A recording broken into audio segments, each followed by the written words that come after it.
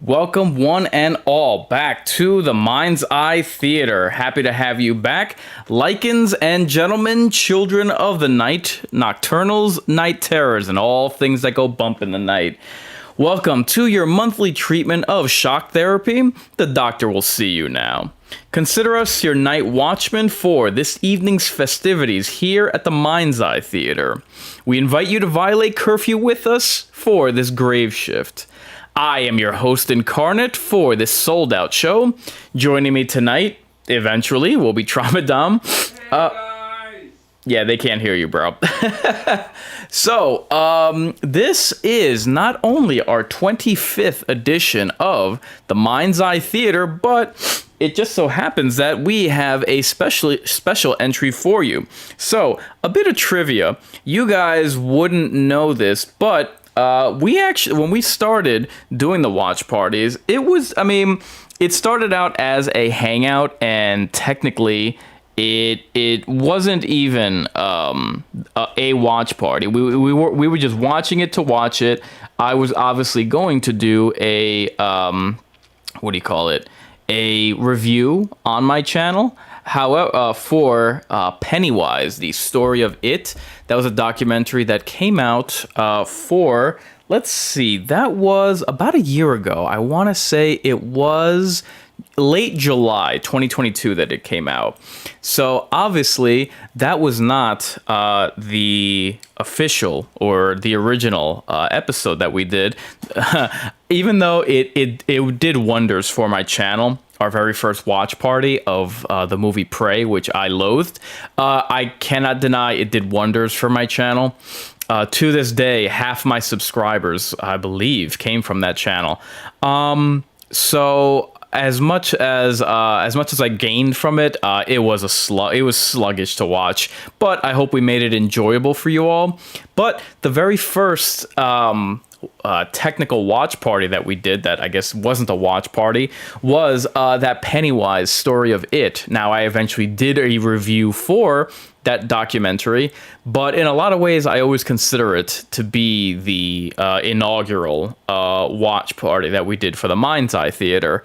I only mention that because today, this is actually a first. After 25 episodes, 24, I should say technically, this will be the first time that for the watch party, we are actually doing a documentary. Now, there are several things that you should know about me, one of which, besides my adoration of cheesy bread and black women, yes, I grouped those together. Yay.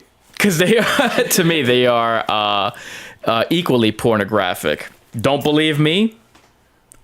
Grubhub, Pornhub, you do the math. So, how does that equal up to black women? I literally just mentioned it. Both equally pornographic. You got to pay attention, Tramadam. And you also have to introduce yourself to the lovely people. It's Tramadam. What's up, guys? Trying to get to the bottom of this. Is a man on a mission. He came in wanting to understand. Black girls are Grubhub. I can't wait to make my next order. Fat ass. Yes. So there are many things about me regarding the horror genre. I am an absolute sucker for anthologies and horror documentaries. I mean, I pride myself not only on my own extensive Blu-ray, because that's what it's called, Blu-ray collection, but also what I consider to be the best collection of horror anthologies. But I pride myself on horror documentaries as well, which I'll be making an announcement on those after the show. But by the way, before I forget, Tramadom, let me know if it's a little warm in here. I was doing like running around before the watch party. Huh? Good? Yeah, it's good. Okay. Yeah, I didn't know if I was like sweating because of the work I was doing or because it's warm out. But anyway, I was telling the kind people listening to us, this is actually our first documentary on the watch party. Ooh. You will remember it was about a week or two before our first watch party that we were watching the Pennywise, the story of it documentary. Yes.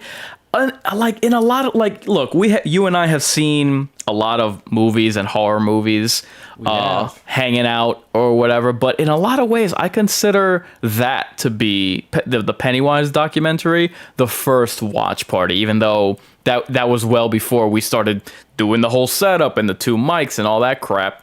So to me, it's awesome almost 1 year later that we are finally getting to a documentary. Yeah. And what better documentary could we ask for than one that is detailing the lineage and the history of the Child's Play franchise? Like, to me, in a lot of franchises, man, you just like, you'll have the first one. Maybe you get one good sequel. What better example Could you think of one where the sequel is better than the first? That's not. I gotta research that. That just I would have to look into my that. mind. I'm like, I'd really have to look into that. No, what I'm saying is an extensive franchise. I'm talking beyond the trilogy. Yes. Of sequels. You struggle to find like a good one. Like, even look no further than Scream. There's a reason why before Scream 6, we did a watch party of Scream 4, and I adore that movie. Yeah. I will defend that movie. I'm well aware of its faults and its drawbacks. As I stated before, it's a great payoff without a strong setup. But that's the best. And when I say that was the best of the Scream sequels, after I saw Scream 6, I knew that opinion was not going to change. I saw Scream 6, I'm like, well, it's still Scream 4. But with the Chucky series, I think that there's only one bad one, which is Seed of Chucky, where he has a kid and it's just like too much. With Tilly. Well, Chucky, Bride of Chucky and Seed of Chucky, and every sequel after had Jennifer Tilly. Gotcha. Saw when Jennifer Tilly liked it, but as soon as I saw Seed of Chucky, I was like, yeah, I'm done. Yeah, you and everybody else. It leaned way too far into the comedy, and it was just bleh. But today we actually get to enjoy. We get a look back. And I love these types of documentaries, like when you can go back down memory lane and look at each of the movies in a franchise, see how you got where you're at. And again, look, we've had, you're not going to believe this, we've had 7 Chucky movies. Jesus. And one bad one, like I after the last 2 Predator movies, gee, I wish, Predator was my favorite franchise, and then the 2018 one came out. I was more Predator than Alien, to be honest. Yeah, me too. I mean, I still watched Alien, but I was all about the Predator. Me too. Like, it's just a cool monster type, and the fact that it's intelligent, the fact that it's technologically superior, and then Predator, the Predator came out, and then Prey came out. I'm like, oh god, my poor franchise, but. With Chucky... Right. I can't tell you how much I tried to defend that movie. Yes, you tried. I genuinely tried, guys. I went in there with hopefulness. Yeah. That makes one of us. Yeah. But with Chucky, I mean, 7 movies, only one of them is bad. And successfully transitioned into a series. And now they're on season 3 coming up this year. Like, I call that a W. And not only have they brought old blood and new blood to the series, but it's good. Like, the characters are really enjoyable. So that brings us nicely to today's watch party.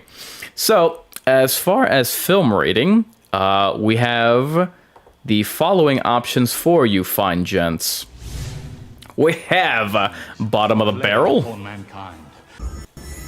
Shallow Grave, or High Stakes. So, Traumaton, we'll start with you. As how many of the Chucky movies have you seen? I've seen quite a few of them. Like I said, I fell off. It's been a minute since I've seen them, but I fell off after Bride of Chucky. After Bride of Chucky. Okay. After Bride of Chucky. I've seen them, but I don't... I couldn't spotty. tell you scene for scene. Gotcha. Every single movie. I was really elated when Curse of Chucky came out. I said that weird Curse of Chucky came out.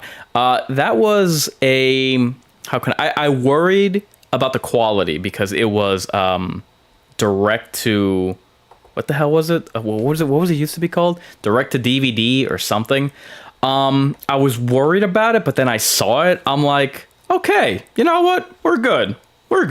Yeah. I actually enjoy this. And then Cult of Chucky came out, which was better than I thought. It's not great. I was hoping it was going to go in a different direction. Like I had something in my mind about where it was going to go. I didn't. It was decent, but it wasn't bad.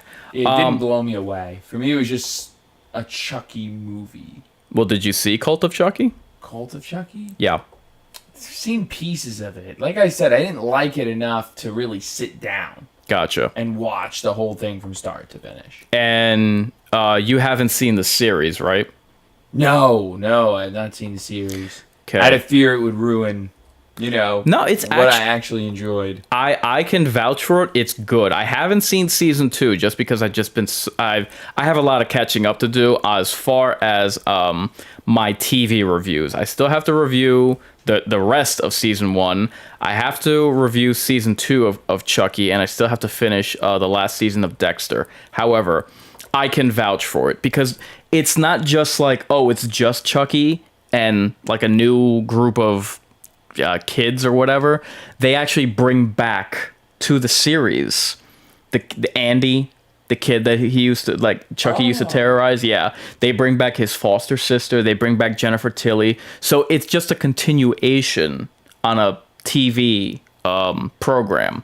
Okay. And it, a lot of the fans have reacted very well to it, to the point that I think that the season 2 premiere had like 5 million views, which I was elated to see.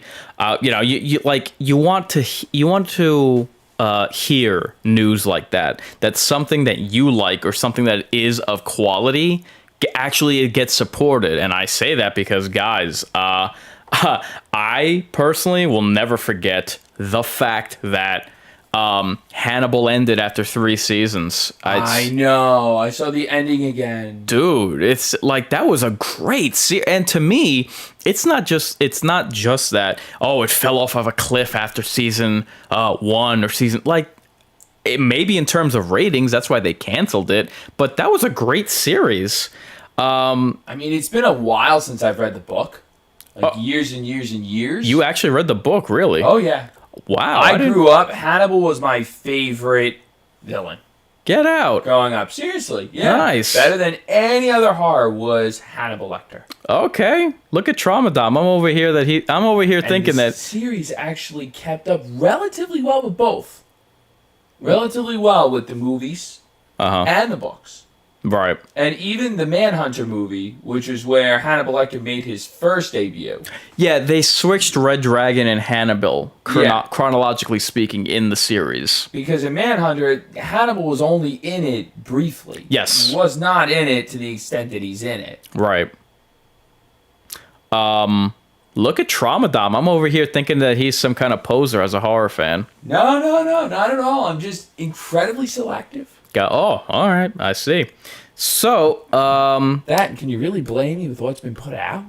Well, look. I've lost faith, man. Look, I am a horror reviewer, and the vast majority of what I watch, what I review, what video games I play are old school classics. Yeah. I don't think but with some good new ones. Yeah, yeah, The Orphan took me back. yeah. Like, whoa, I didn't see that one coming. But my point is like few and far between of modern offerings. Yes. During my Evil Dead rant, I explained that like since my channel started, there have been like 4 modern movies that are like any damn good. 4 in like two and a half years before we saw Evil Dead Rise. But yeah, and they were underrated. Huh? And they were underrated. Grossly underrated. Like those should have been getting much more spotlight. The ones that we've seen. But anyway, so I have just put the totem pole for everyone else to judge what they are Oh, you didn't even give your rating. What's your rating for this documentary? There's a reason for that. I mean, usually I could just go in, just spear into it. But hearing what you just said, I mean, I gotta go midway for this. Okay, so you're going shallow grave. Yeah.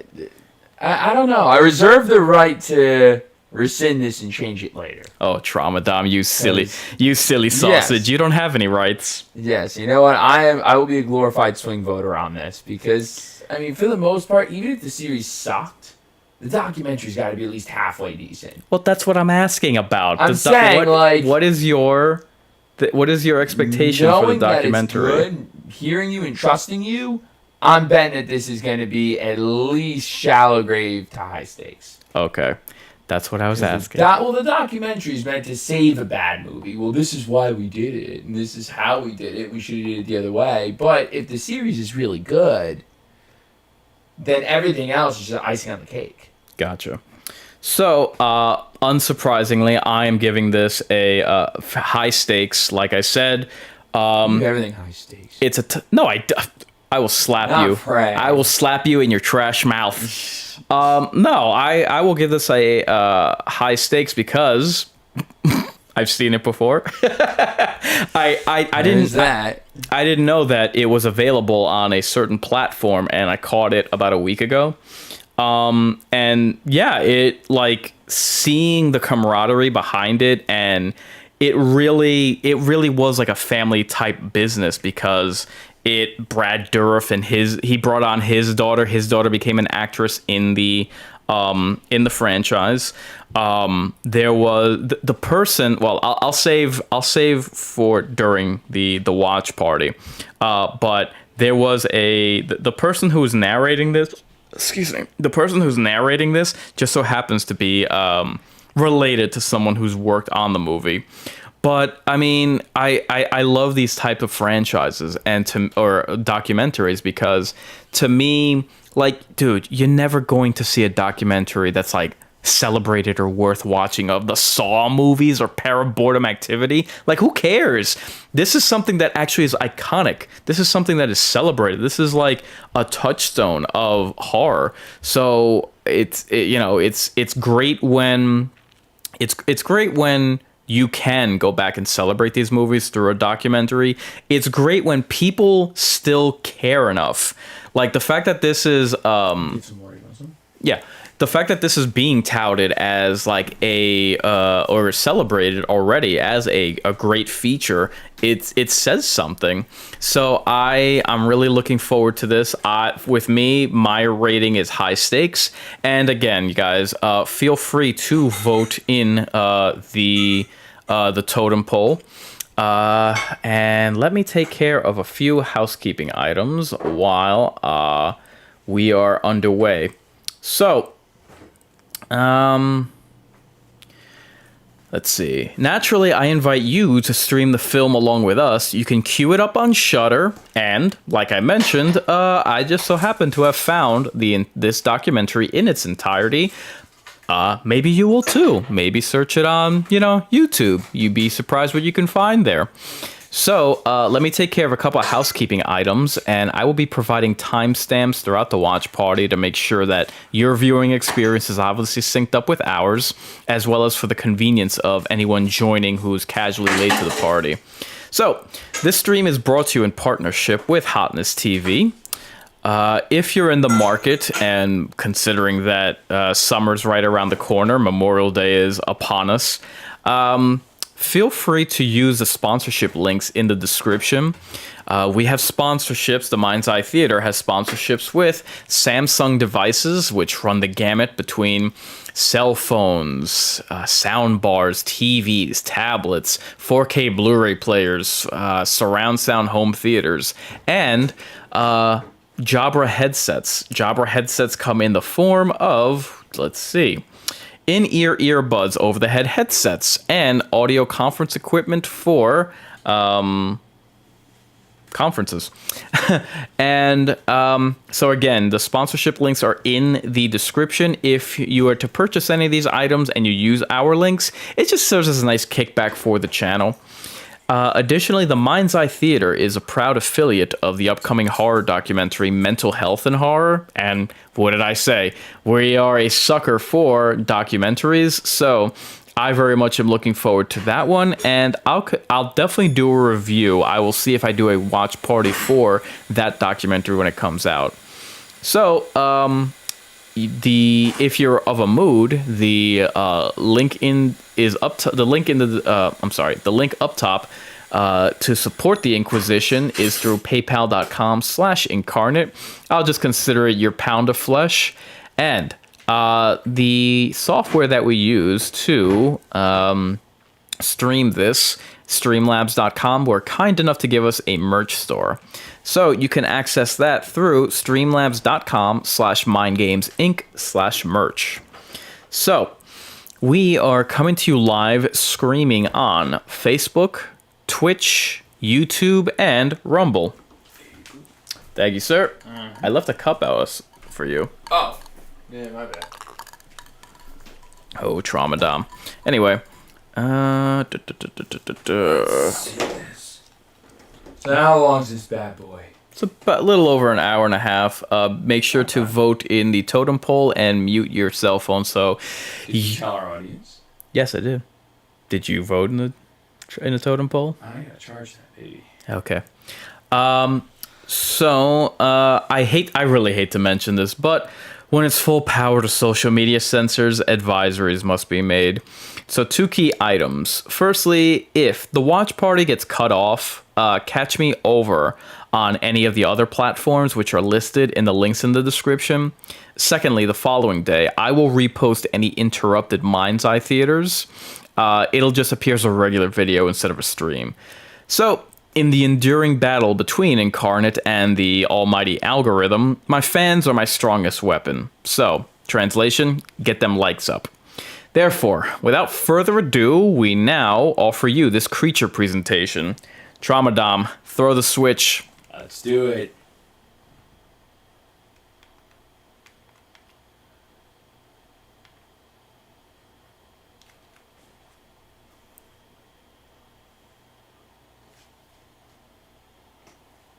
Hold on.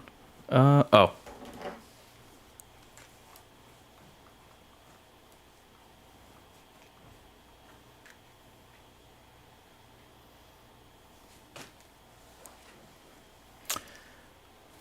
So, like I was saying, the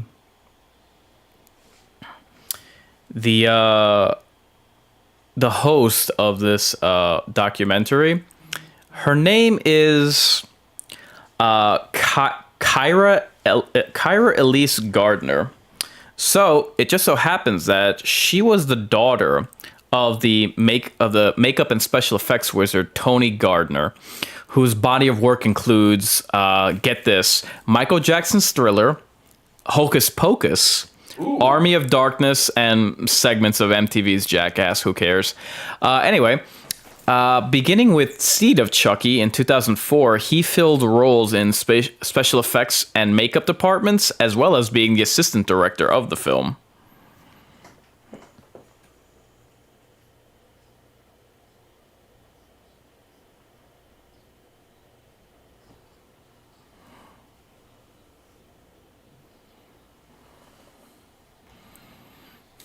Here's the man of the hour.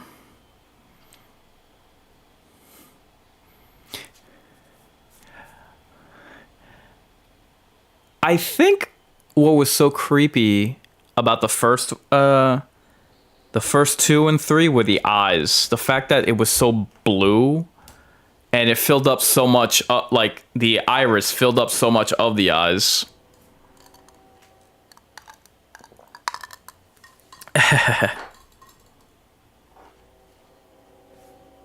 Yeah, look at that.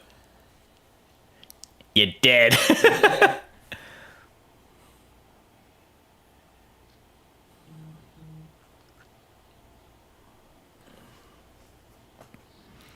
And what's interesting about this series is that, like, you recognize a lot of these victims, a lot of the, like, main characters and whatnot. They're not forgettable or, throwaway. I've noticed that this and, what is it? The Freddy Krueger one, Never Sleep Again. They have certain animations to either start the documentary or like segues in between each sequel. So who is Jennifer Tilly in this? Who? Jennifer Tilly. What do you mean? What is she in the series? She's the Bride of Chucky. No, I know, but I'm saying, like... And speaking to the mic. How does she get into it? You said you saw Bride of Chucky? No, I'm saying in the series. You said she's in the series. In the TV series. In the TV series. Well, not the movie. You'll have to see. I'm not going to spoil it. And I say I'm not going to spoil it, but also I haven't gotten that far in the show. Gotcha. And you have to specify. I'm like, what series? Like the franchise?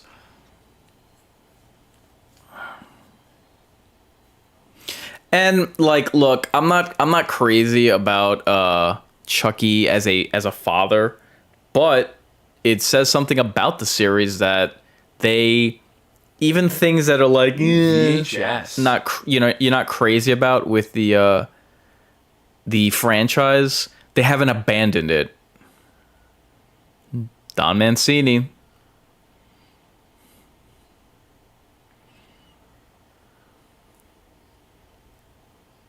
He doesn't look that old, considering how long he's been in this series. Mm.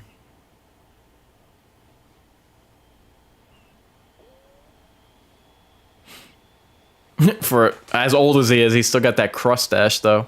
Yeah. Oh, God. I hate... Oh, my God. Jesus. You're still alive.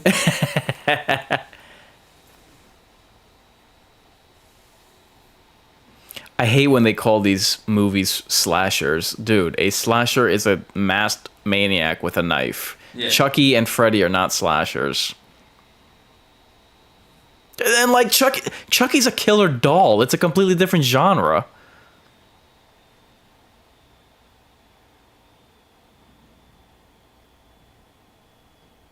Why? Why him? You're irrelevant. Seriously. Now in everything that a camera sets on you.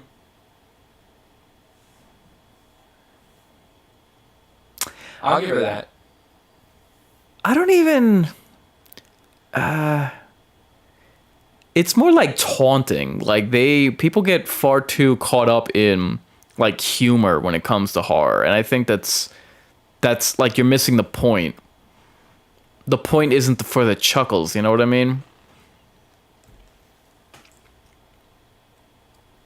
Jesus Christ, your neck, lady.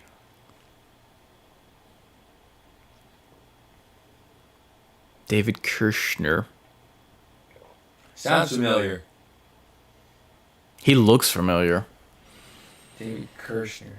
I wish that like, much like, and I should, whatever. I would usually save this for later, but much like, how Pennywise is like almost, he's almost the only, evil clown or the face of that genre. The same with Chucky, like, people would say, oh, it's Annabelle, or, oh, it's Megan. It's like, no, dude, Annabelle is stupid and Megan was not.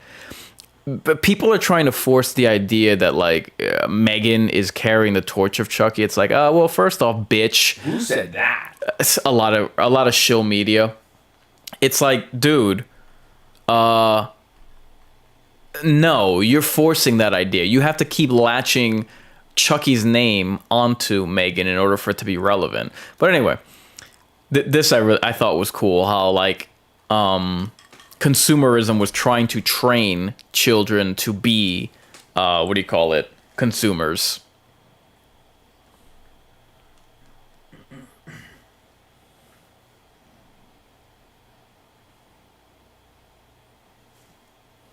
How crazy is that? Like, and that's what I mean. Like Chucky,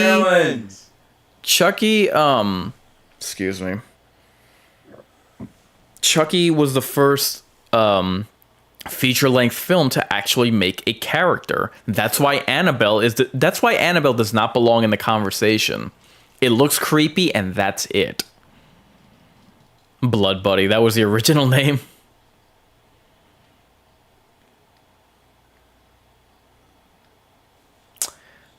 That's another annoying thing. Like, I love how people talk about, oh my, did you know that the 80s were the decade of the slasher? Yeah, so why were they something considered tired then?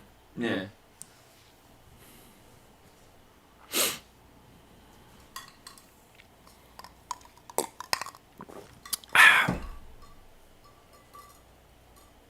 Yeah, that which is another stupid comment that people always make, like, oh, all of these other characters came up because the slasher genre needed new blood. It's like, excuse me, you had Prom Night and you had movies like The Prowler, and no one cared. Nobody cared about, like, slashers didn't stop coming out. Sleepaway Camp thing too? Yes, which we're going to be watching in the summer. It actually celebrates a 40-year anniversary this summer. Ah, okay. It's so funny because when I watch the beginning of Child's Play and this whole thing with, you know, the murder in the toy store, I never remember this as a kid. I remember everything else about the movie except the opening. Like how he became Chucky. Is your phone charged? A little bit longer.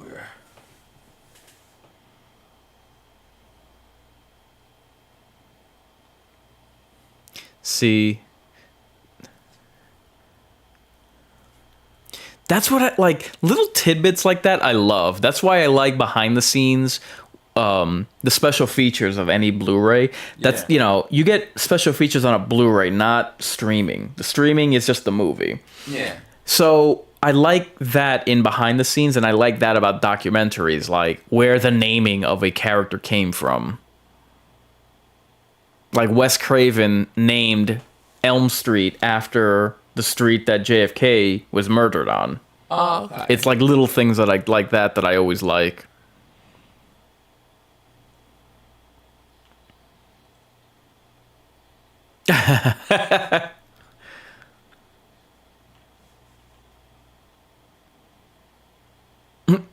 Wow, if that was your first sketch, it was pretty spot on. I mean, I like that. That is on point. Yeah.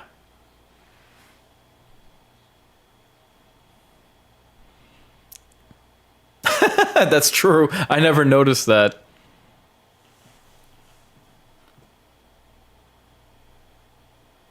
We all know that gingers are soulless. Jesus, look at that one.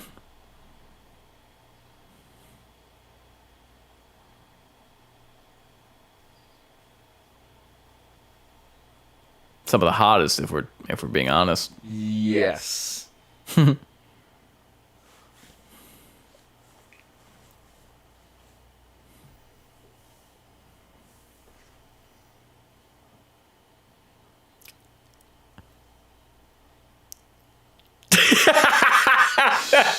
That is one of the greatest scenes of the original movie, where he just goes, "Whoa, Yeah. what's up with that cold sore, buddy?" When he just goes nuts on the mother.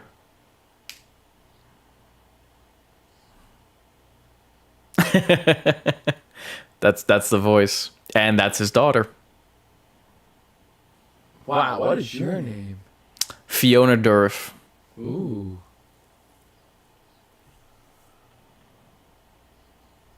He's such an underrated actor. Like Who? Brad Dourif, the voice of Chucky. Yeah. Like he could be in like that voice is iconic, just like Tony Todd, the voice of Candy, the actor that plays Candyman. The rasp is like so hypnotic almost.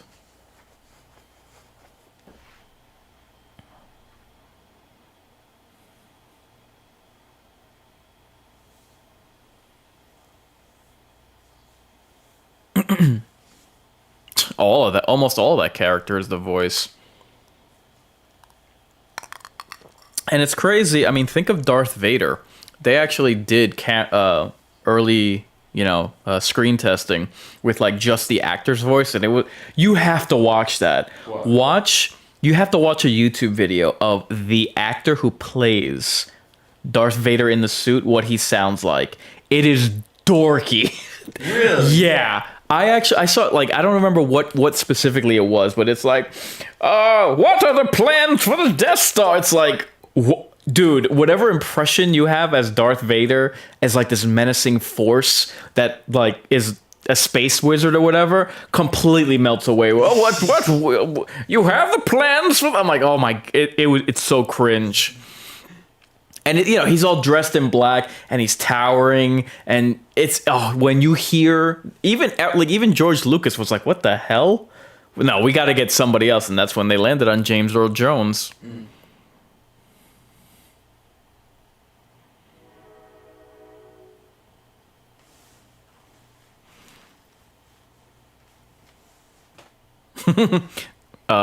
Beg to differ.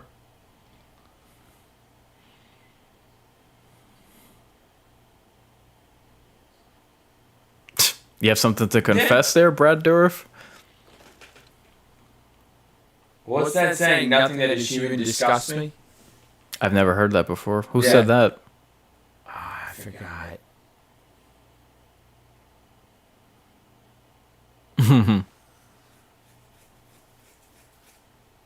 True. Oh, man. Wait till we get to the second one.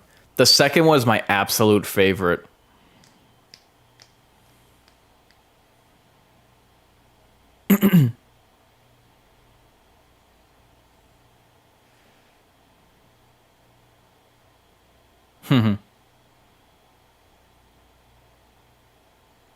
That part was really freaky. Yeah, it's such. Brad Dourif just has that great screaming voice, and it's terrifying.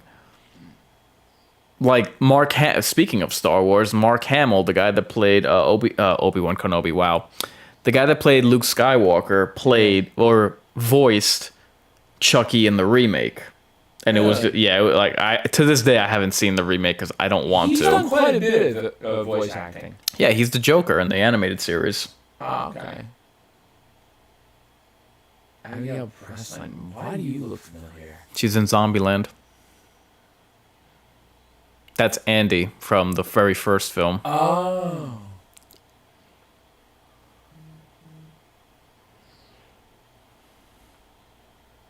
He played a very endearing character. Like, it's you absolutely. I mean, he's a kid, but you could have a crappy kid actor. Look at who we had in Megan. So he really played up the horror. Like, I always say that the horror, a good horror movie will have the horror come from the characters as well. Like, their fear about what's going on will creep you out. Like in the Evil Dead remake, when you see Mia freaking the hell out, it freaks you out. Like, the look of terror that she has in her eyes really helps. And the same I've always thought with Andy. Like, when he's in the jails, when he's in the jail cell, practically the juvie cell, his crying and his he thinks he's going to die. It like, you're like right there with him. Yeah. And it doesn't seem so stupid as like, oh, it's just a doll, you could just kick him. Like, no, this kid thinks he's going to die. So the guy the shout out to the actor, because he did a really good job.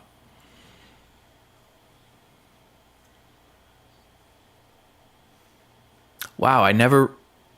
I And didn't. that's what I think the most fascinating component to this is. It really is the perfect hiding place for a villain. Yeah. To be in a place where the only person that knows you are the villain, no one believes you. Right. It really is the perfect, horrifying scenario. And who would believe you? It's interesting that you say that the hiding place, because like, where does Freddy Krueger hide? In your nightmares. Plain sight, but completely disguised. Yeah. So it's interesting that you say that, because I never thought of it that way. Like Chucky and Freddy have that in common, where they have a hiding place where you're vulnerable. Like for Chucky, it's, a toy. So who would think that? Who, to your point, like who would believe a kid who Chucky has like revealed his identity to or whatever, or the fact that he's alive? Who's gonna believe you? With Freddy, who's gonna believe that your nightmares are what's, it's just a figment of your imagination? So who would believe that someone right there? And I mean, you look at movies like, you look at villains like Michael Myers, like Jason Voorhees. Where do they go? They don't go anywhere. Like they just kind of like fade away, and we're supposed to pretend that they're hiding, but they're not hiding. Yeah. I mean, this dude, they're right there. Yeah. Where's Freddy Krueger? Well, when you sleep, you'll find out. You'll find out. Where's Chucky? Well, he's right there on the couch. Like, yeah. It just, for me, it gives it a little bit more authenticity than just somebody hiding and waiting for you. I mean, dude, these guys are like over 6 feet tall. Where are they going to hide? That's a good point. He's like 3 feet. Yeah. And again, throw him in a box or a laundry hamper. Right. Like he can be in plain sight, and you think it's just a doll. Similarly, a lot of times it's mentioned in the Nightmare on Elm Street movies, like, oh, it's just a dream, like you're fine. And they actually had that in their documentary, their version of this called Never Sleep Again, where they're like, look, it's just a dream, go to sleep. And they keep, like, other people keep telling the kids that. So it's interesting that you mentioned. I genuinely never thought of it that way.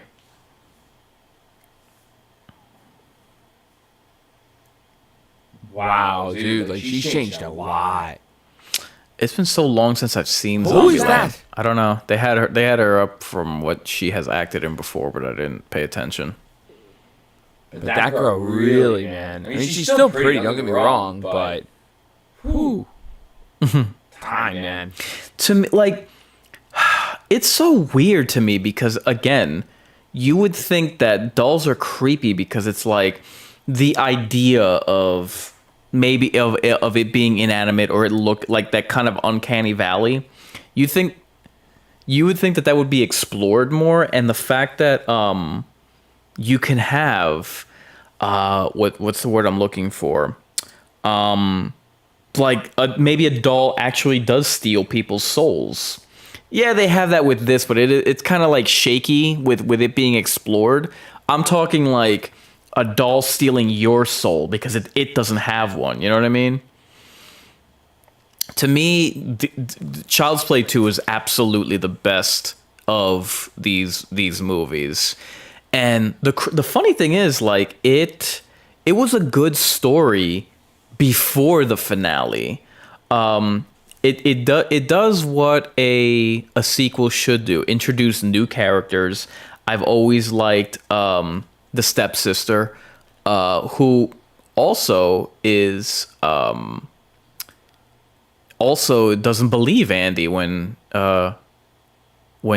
he talks about what do you call it, the doll being alive, but she eventually comes around, and she's a rebellious teenager. So Kyle, that's her name. She's like off in her own world, and when she starts putting things together that, like, no, it can't be, and murders or deaths start happening, and she actually worries that, wow, this kid probably is crazy. Yeah. And then she realizes, oh God, what if he's not? And they bond over that. Again, it does what a good sequel should do. Like, once you got past the initial, or the Pirates of the Caribbean trilogy, they stopped bringing you interesting characters. And mind you, that was a $1 billion franchise. But with this, I really liked that they had like an older, reluctant big sister. And the when they have the teacher in the sequel, oh my god, that's pretty brutal. And then the whole step, the foster care, like they take the movie to there at the end, but the finale is so good and it makes sense. The fact that they bring it full circle and now they're in a toy factory. That's the reason why I absolutely love Child's Play 2. But yeah, this is the Kyle character. I've always really liked her. She was such a great addition, and it was unfortunate that we didn't see any of her throughout the rest of the series until they started, reintroducing the old characters in Cult of Chucky. And she's in the series too, from what I understand.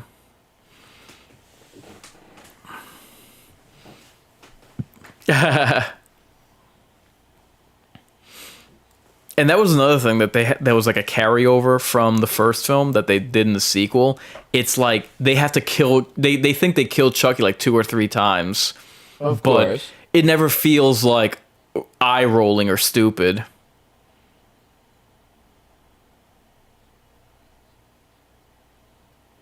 The screen sketches are amazing. Yeah. Yep.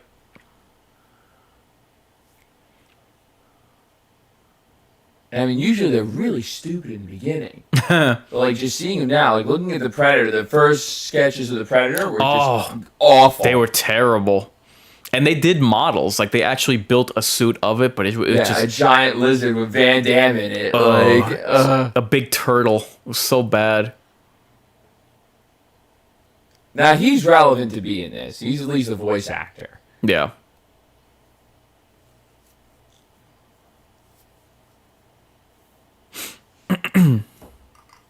Oh crap, I haven't been keeping track of time.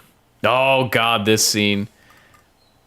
This is where he beats the teacher with that ruler. Oh shit, I love that scene. That was crazy. That's what I mean, like Chucky in the sequel invades so many aspects of this kid's life where he's really not safe anywhere. The home, the school, the foster home.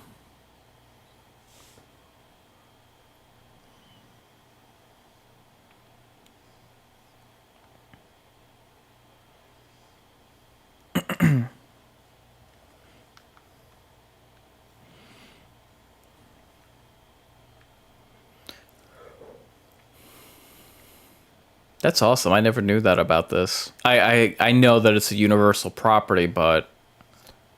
Yeah, but you know, that to me just cements it. Right? You know what I'm saying? Okay, we're hitting the 25-minute mark in 3, 2, 1. Guys, if you could remember to vote in the totem poll as far as what your film rating is, whether you think it's high stakes, shallow grave, or bottom of the burial. Tramadom, have you voted? I gotta say high stakes. Did you vote on YouTube? No, not yet. I'm still waiting for it. Don't worry, I will. I promise. He says that now. Yeah, I had forgotten that the third movie came out like a year after the second one. So That's always sketchy. yeah.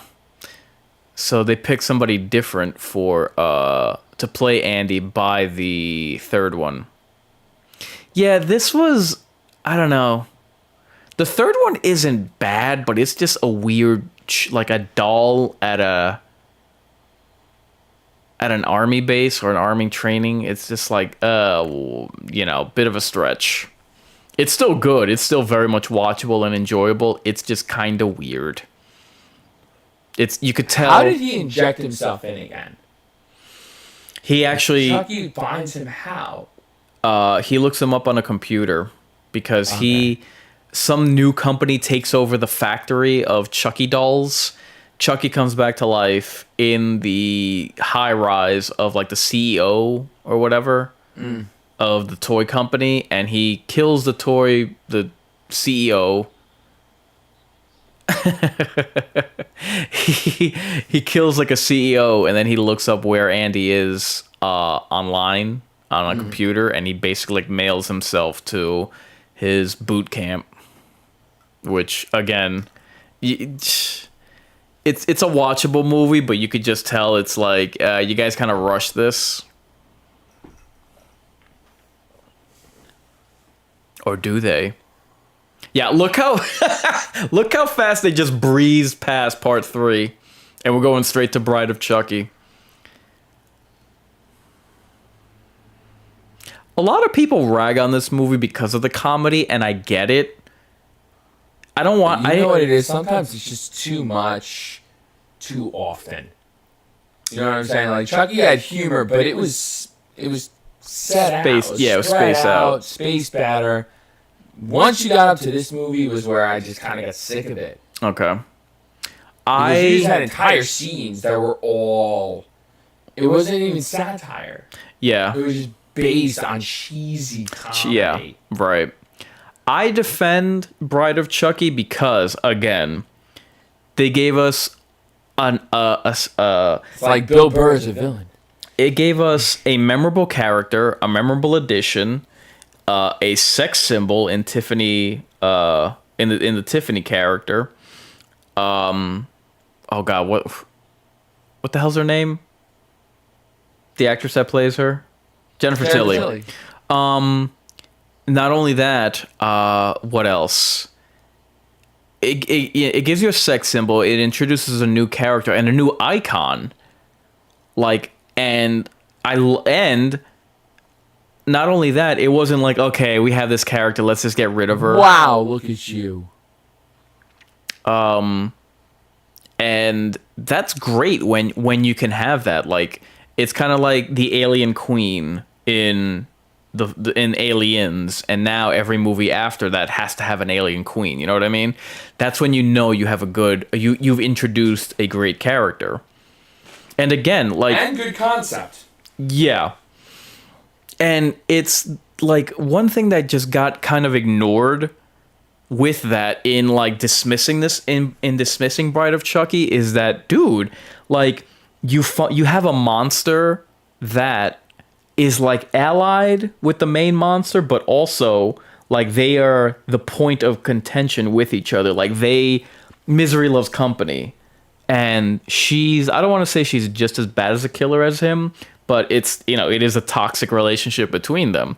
So they're just the slightest thing can set them off so that they start attacking each other in addition to the victims, which I think is interesting because that's, what worse for a monster than a monster that can dole out to monster B the same punishment that they dole out to victims. Yes. And she's such a memorable and charismatic addition. You know what I mean? No, absolutely. And again, this movie did what franchises should do. If you're going to introduce new characters, make them interesting, make them indelible to the franchise. Or Katherine Heigl. Yeah, how funny is it that Jennifer Tilly is what is remembered and not Katherine Heigl?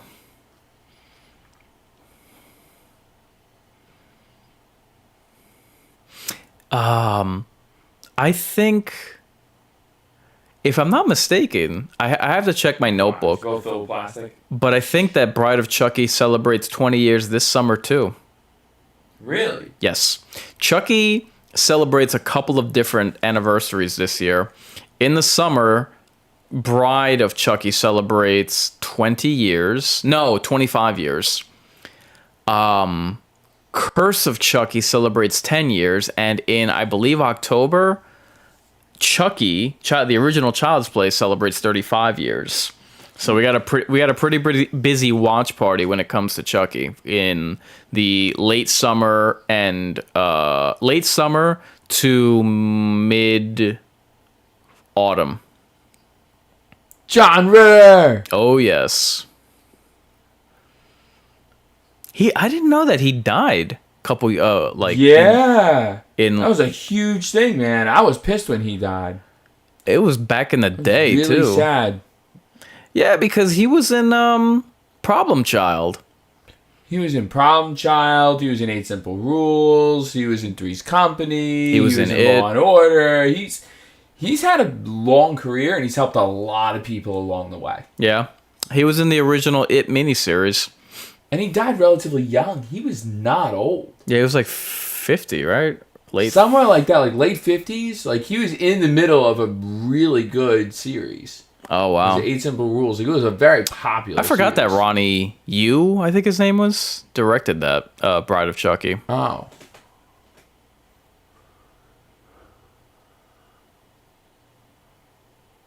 He went on to direct Freddy vs. Jason because of this movie. This I thought was cool. Like when they're reading their lines, they're like looking at each other.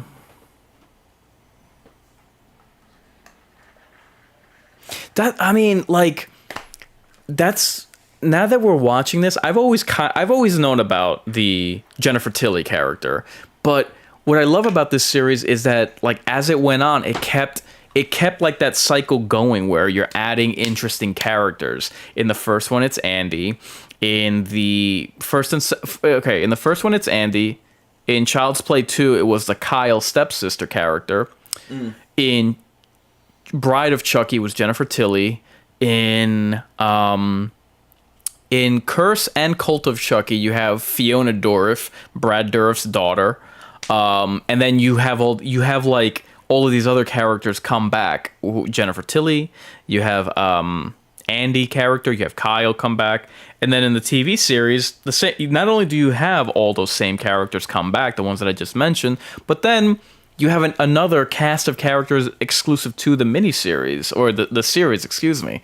So it's like that's something I didn't notice until watching this documentary. It's like, what other franchise does that? Like keeps the train rolling. John Waters. This guy, I don't even know how to describe him. Okay. Like a fucking trip. Look at that mustache, Jesus. Now his daughter's in the series? That's his daughter, the woman that's She's in the series. Yes. Okay. She's in the last two movies, Curse and Cult of Chucky, and she is in the TV series.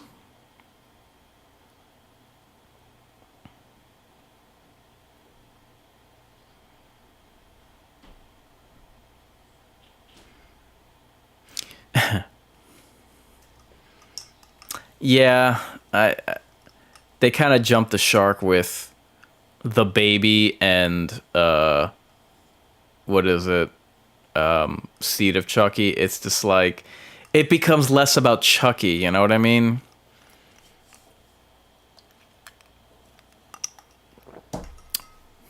Okay, here we go.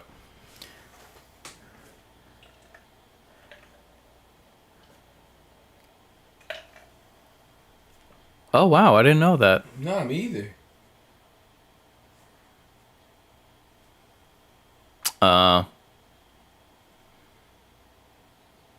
Yeah, you could tell. Oh.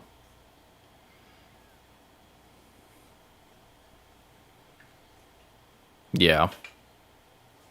That's how you end up with Red Man in Seed of Chucky. It was just like, it's such a weird movie. And like, I mean, look, there's a reason why the worst, I don't want to say, oh yeah, it's just a bad sequel. Let's be honest. Like if you were to get a collection of the Chucky movies, why the hell would you bother with Seed of Chucky? I can't imagine like going back like on a Halloween movie and watching of all movies Seed of Chucky. It's like, why?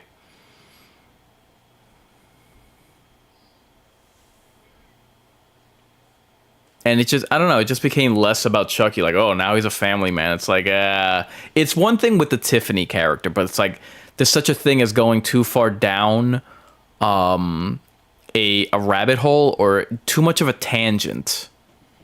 Like I couldn't even tell you what the plot of Seed of Chucky is, because it's so much more about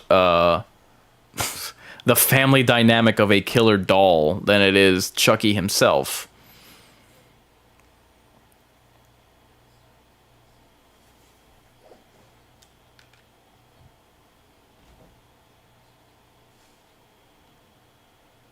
That's gotta suck. Bathroom. Oh wow, they were like left with nothing.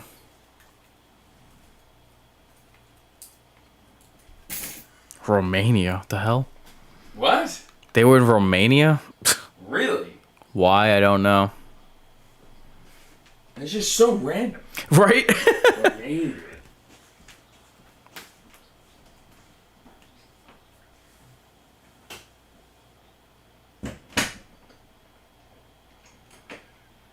Oh yeah.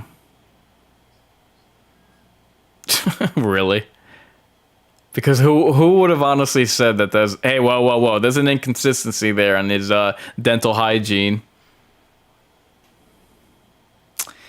Yeah. Yeah. They would pick a one of the hobbits as an androgynous character, wouldn't they? I've never liked any of the Hobbit, like the actual actors that played the race of the Hobbit characters. I've never liked any of them in that, and that includes Elijah Wood. Jesus, man, talk about it. Talk about androgynous. Well, I can't even say androgynous. He's just straight up. Elijah Wood is just straight up feminine. But somehow wines Jordana Brewster. You'll have to repeat that when you come back, Tramadom.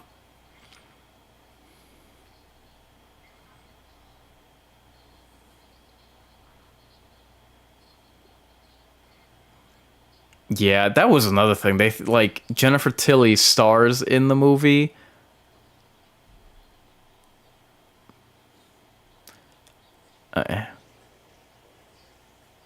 There we go. Yeah, and it was like needlessly mocking Jennifer Tilly. It's just a weird movie. It's just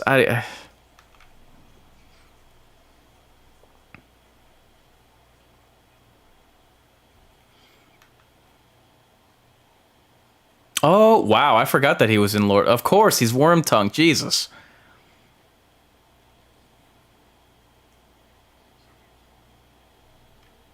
Pfft, really? Ouch. That's rough.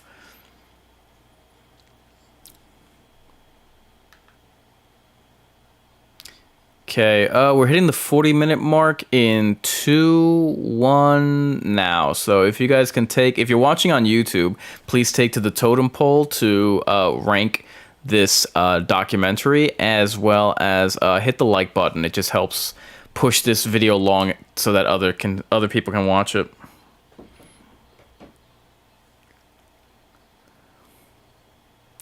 I think because this movie came out like a year after Bride of Chucky.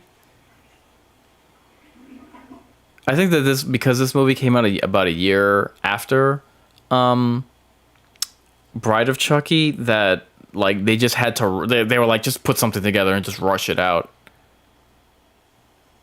Eek. Anyway. Yeah, that's why the plot is like all over the place.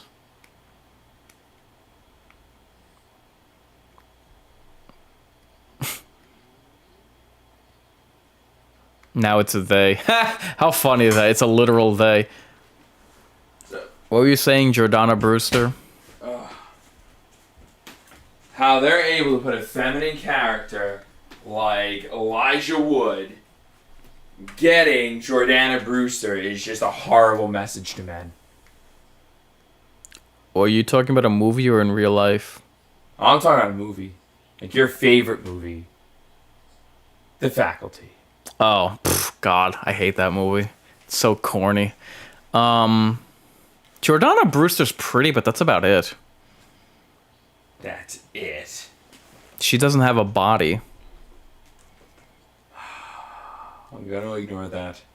All right, we'll look her up once your phone charges.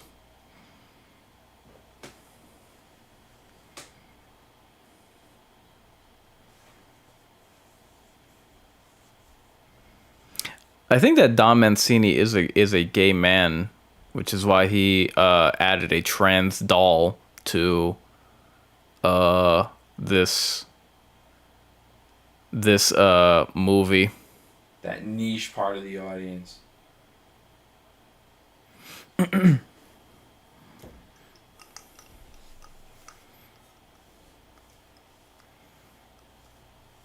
Duh. One big happy family.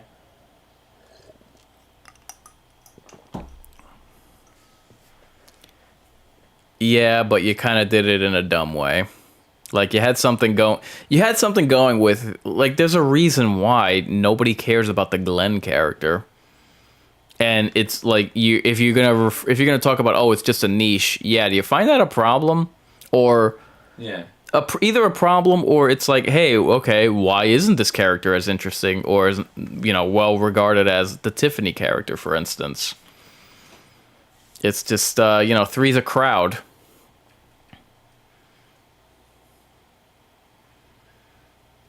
Yeah, no kidding.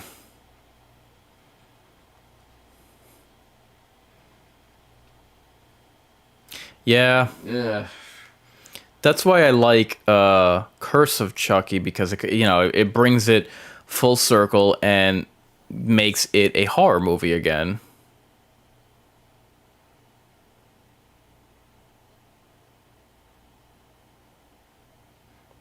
Ha ha ha ha. Yeah, again, like Seed of Chucky is like the acknowledgement by, I don't know, Nightmare on Elm Street 6 and 7 that Freddy has like jumped the shark and now he's like a cartoon.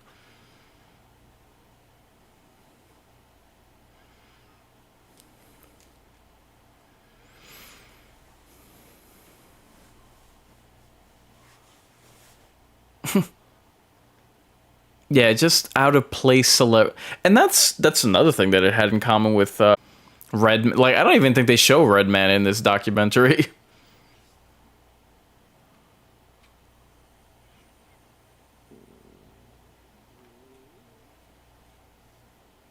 And like, how weird is it that they have the celebrity actress who plays the doll, or Tiffany, who is Jennifer Tilly, in the movie? It's like it's too Scream 3. It's too Nightmare on Elm Street 6. It's and not for nothing, but they're spending a lot of time on this crappy sequel. It strikes me as odd that they're spending more time on. Yeah. See, now that's a really cool take. To bring one of the people that made Chucky into it. Yeah. That's a really cool take. It strikes me as odd that they're spending more time on the third, on this sequel than they did either Child's Play 2 or Bride of Chucky.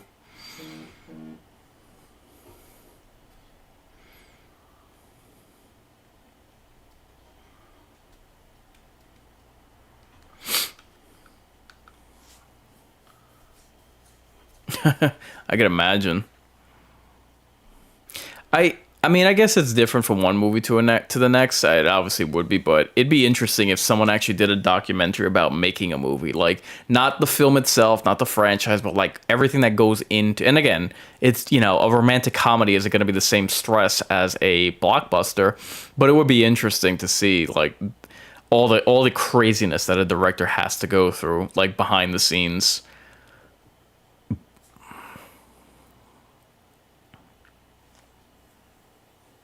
It's crazy to think like all of the like you would think that directing a movie is just a guy in a director chair and a cameraman behind the scenes, but look, like you only ever get like snippets like that, like this scene of who's there, who's behind the camera.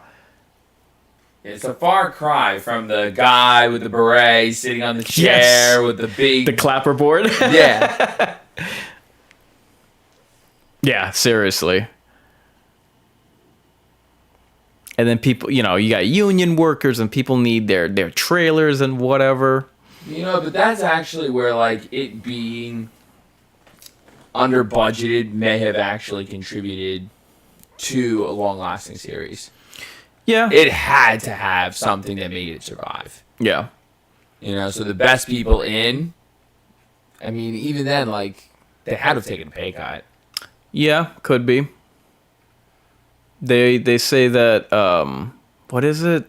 Something is the mother of innovation. Let me look up that quote since I'm butchering it.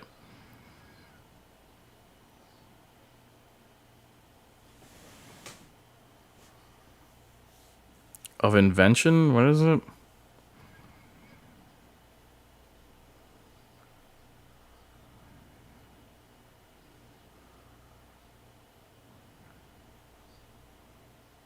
Necessity is the mother of invention.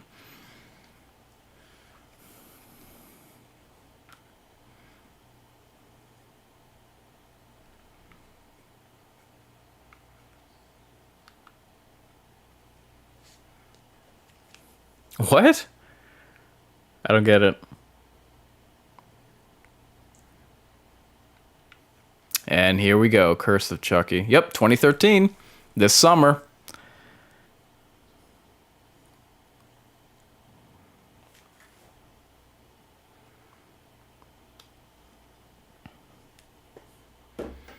Yep.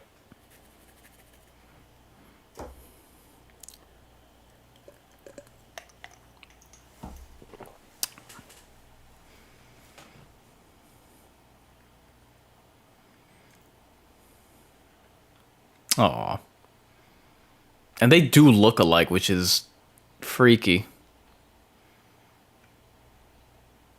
I'm surprised they never made a doll about her, but I guess 4 dolls would be too much. But like, see, look, that's what I mean. Like, I mean, obviously they didn't know that they were gonna add. They didn't know that they were gonna add this, his daughter to the franchise almost a decade after Seed of Chucky. But how crazy is that? Like, the actual seed of Brad Dourif is much more interesting than the Seed of Chucky character. That's freaky.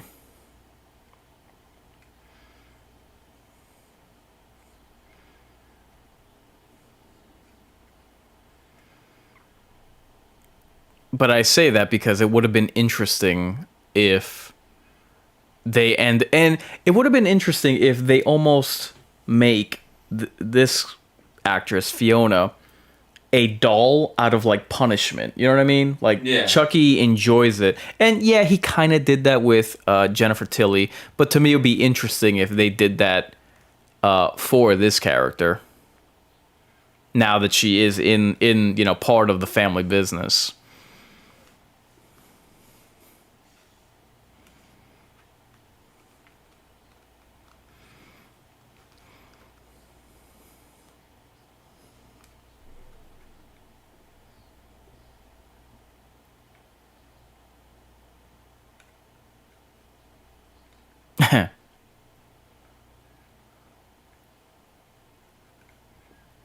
Yeah, she has like this.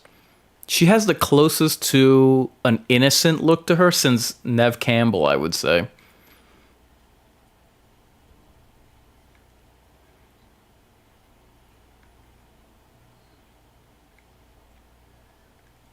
Yeah.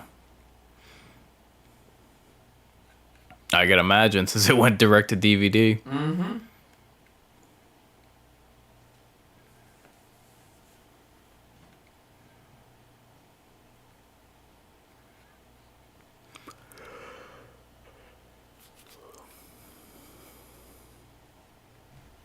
Jesus, Lin Shaye.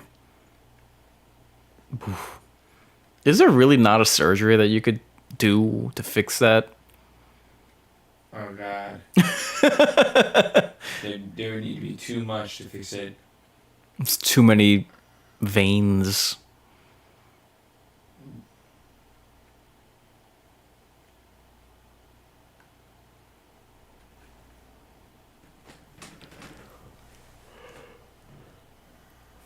I don't know what that means, Lynn.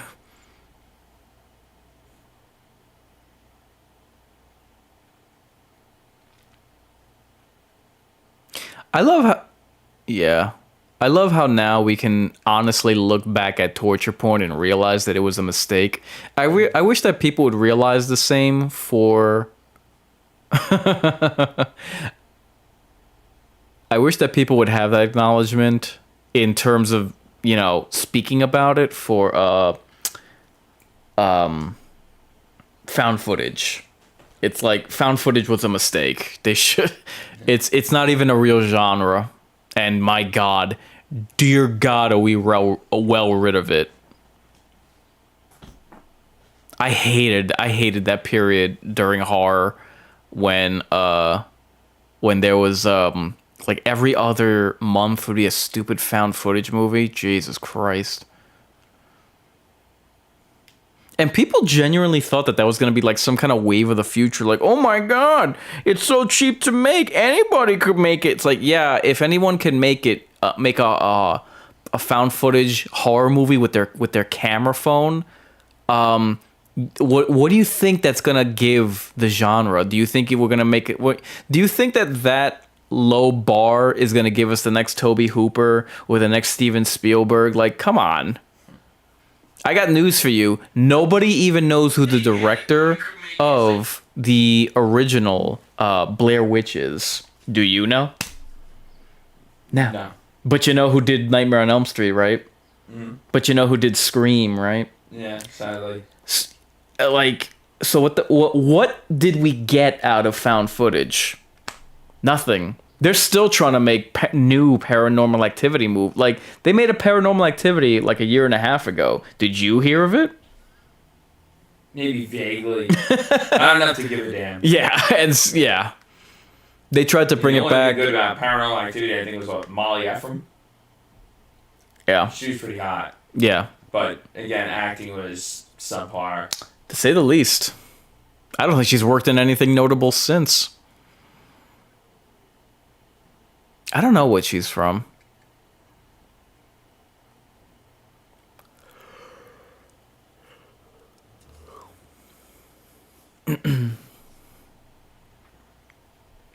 God, they're coming out with another Insidious movie. I think in a month. Snore. There's a couple movies coming out next month. The Blackening, Boogeyman, and Insidious. Bad Hair. Really? That was a movie? That's where you're from? Go away, dude. Why are you here? Go away, yes. We're talking about a serious franchise.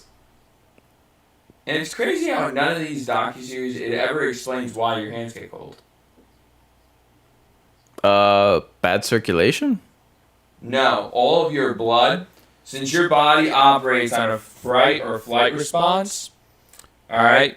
So instead of when you fight, you just initially aim for your hands. Yeah. When you go for flight, your feet. All that blood goes from your hands to your feet. Wow. It gives you more circulation for you to run. See, now you know why we have Traumadom here. Yes. So he can explain the inner workings of the human response, human biological response, and so he could not buy my merchandise. It's coming, don't you worry. I worry. I have every reason to. You know, my birthday's coming up, man. You can always just slip something in there. Damn, son. Did you hear that? Did you hear this? How this guy's trying to extort me for for my contraband?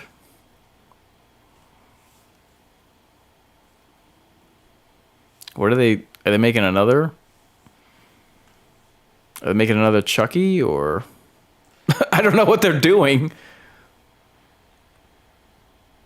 Oh, those are the designs on his clothes.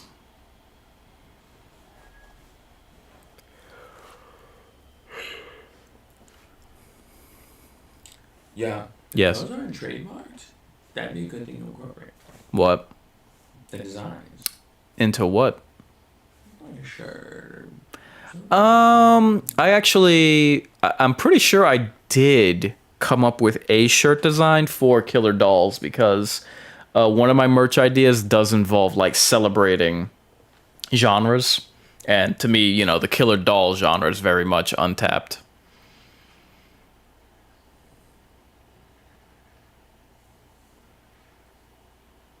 It's so weird because the Andy actor looks nothing like he did when he was a kid, but you at the same time, like a side by side picture, you can kind of see. I don't know, maybe it's the eyes. You can kind of see how the adult came from that child. I really like Curse of, or is it Curse of? Yeah, Curse of Chucky. I was worried about when it was going to come to it was direct to DVD, but I watched it. I was like, oh wow, like shocking. This is really good. Oh, Jesus.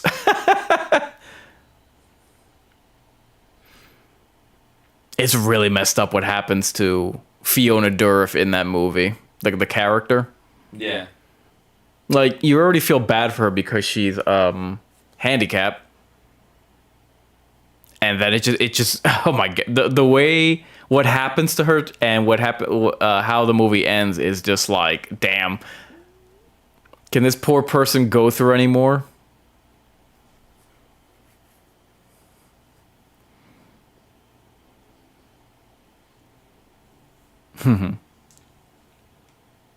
Yeah, I always like the sketches that they do.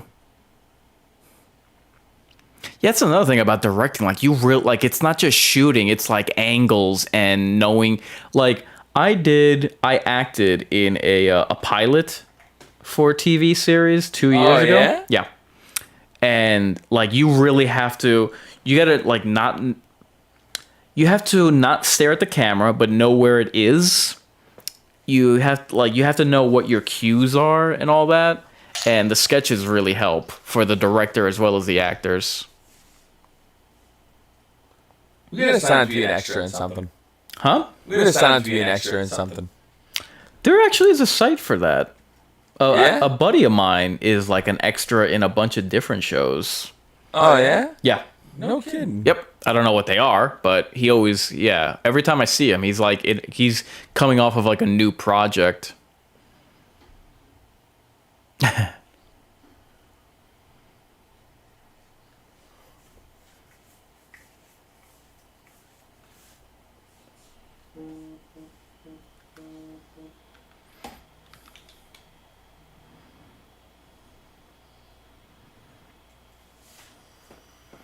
It's a family business.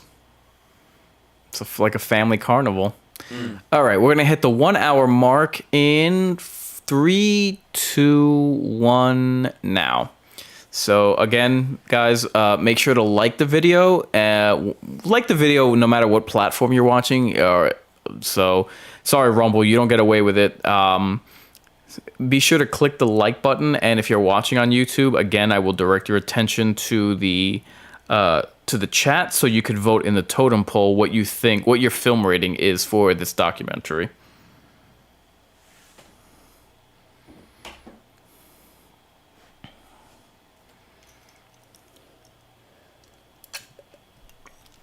Step out for a second. Yeah. I voted. Okay, thank you.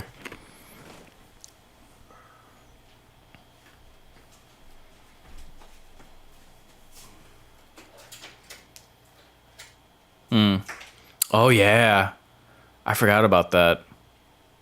Where was it? They didn't mention that, or if they did, I wasn't listening. But there's someplace cold. It would have been interesting. Nice. It would have been interesting if like a bunch of different Chucky victims ended up there.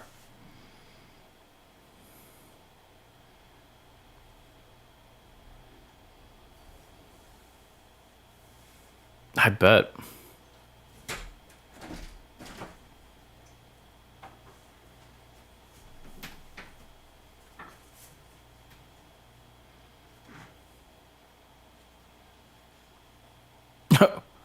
I don't know what we were supposed to be looking at there.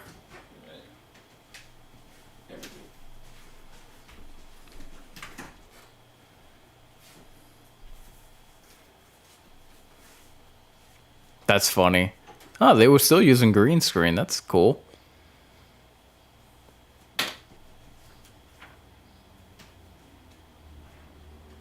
Yeah, there definitely are some trippy moments in that, which made it interesting. You know what I'm just realizing? Considering that she got blamed for the Fiona character got blamed for the deaths in yeah. You considering that she got blamed for the deaths in Curse of Chucky, I'm wondering if Scream 6 ripped that off.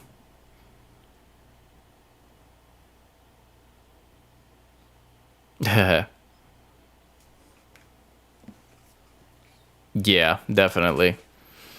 They did have some interesting visuals going on in Cult of Chucky. I'm guessing that'll be the last of these movies that we ever get.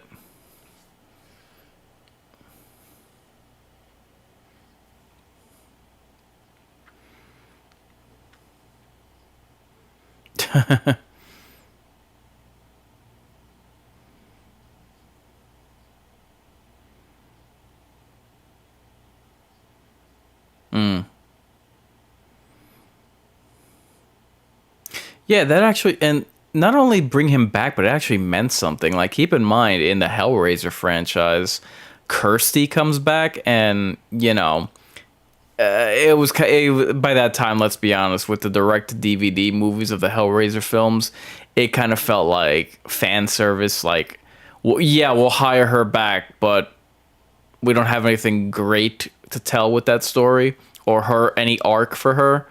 And honestly, I don't even after 4, like who was really watching the Hellraiser movies? I mean, people were still fans, but nobody, people understood what those movies were by that time. So in this case, it actually meant something to have an OG character to make a comeback.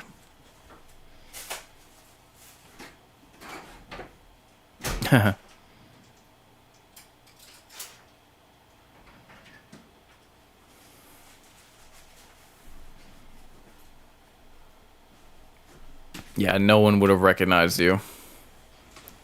Even the other actors. Hey, did you have a charger?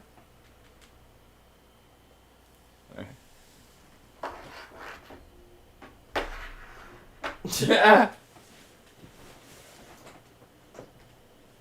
You're forgetful now, man. You've been on for 2 minutes and I've already forgotten you.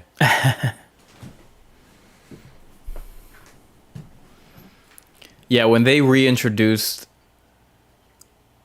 that was a really nice surprise at the end of Curse of Chucky when I don't believe it is at the very end that Jennifer Tilly makes a comeback. It's not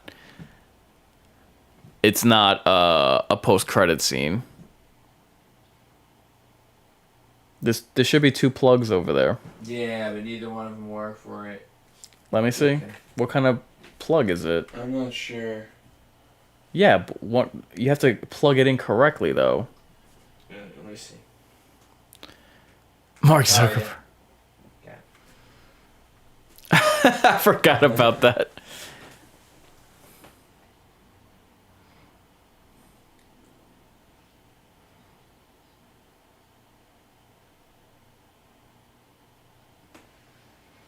I think that Kyle came back as a post-credit scene. Yes, post-credit.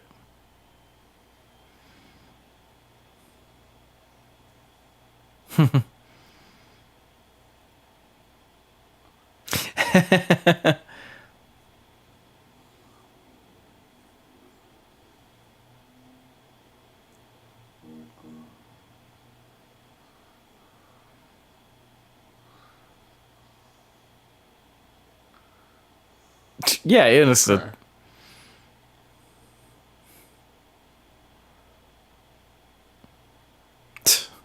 God, the laughing.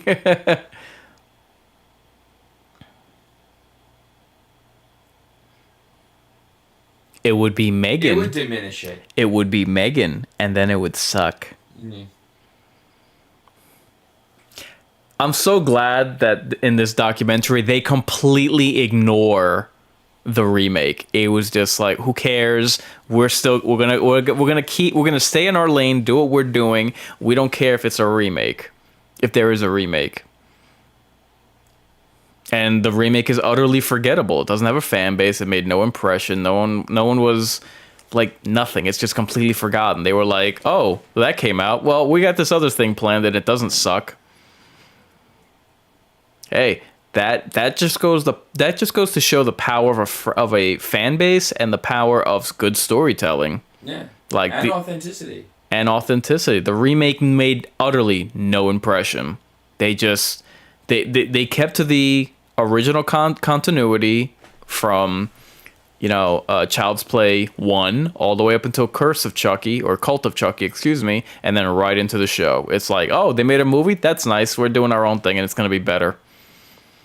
And it paid off because they're 3 seasons deep, plus what did I say? The season 2 premiere of Chucky had 5 million viewers.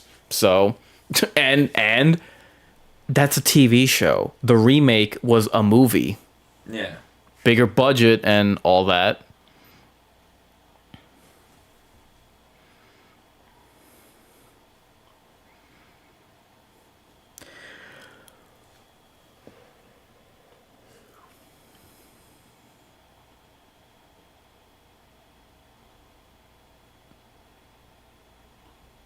Mm-hmm.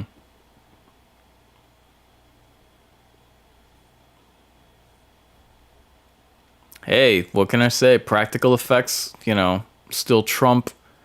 Look, there's always going to be a need for digital effects, but, Chucky. In aspects and with a lot of careful choosing, a lot of careful selection. Yeah. Or it will just kill it. For something like this, it would destroy the movie. Yeah. There is such a thing as keeping up with the audience and destroying authenticity. Yep. And yeah, exactly. What was I gonna say?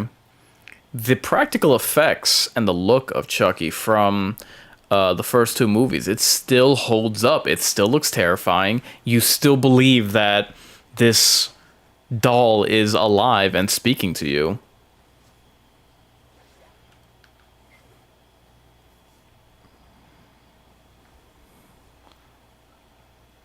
We got about a half hour left of the documentary, guys, so I hope you're enjoying it.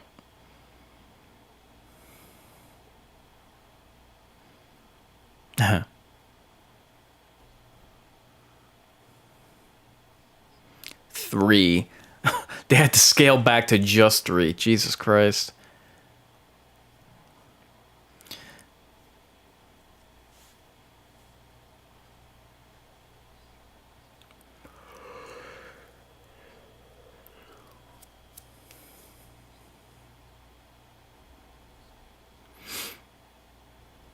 See, as much as Child's Play 3 was, a bit of a reach, it's at least they're trying things new. You know what I mean? Like, they didn't take it. They didn't do Chucky in space. Yes. And they're in Chucky 7. They're trying. They're taking it to a insane asylum. And they're bringing back. Yeah, like it's crazy to me. By 7, like one of the things that I absolutely loved about it. They have a scene where Jennifer Tilly is speaking with Andy on the phone, and it's like the clashing of 2 generations, you know what I mean? And I thought that was that was such a chilling moment for me because it gave me something I never knew that I wanted. Yeah, he just described it. Collision course.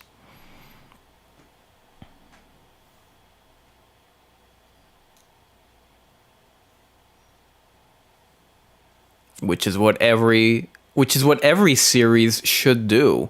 Like, yeah. Yep. That right there is an awesome picture because it just shows the different eras of this franchise colliding.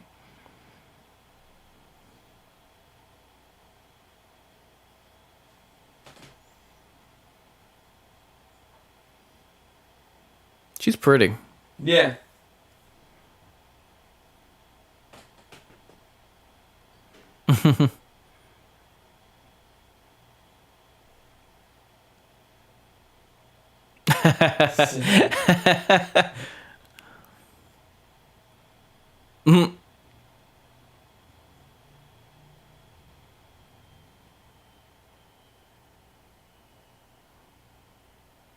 Creepy.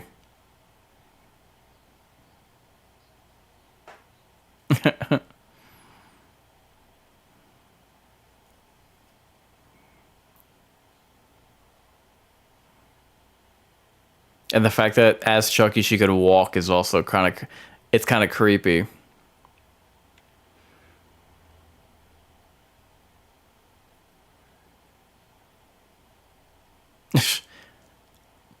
That's weird that she described it that way. Yeah, it wouldn't have been the way I would, but damn.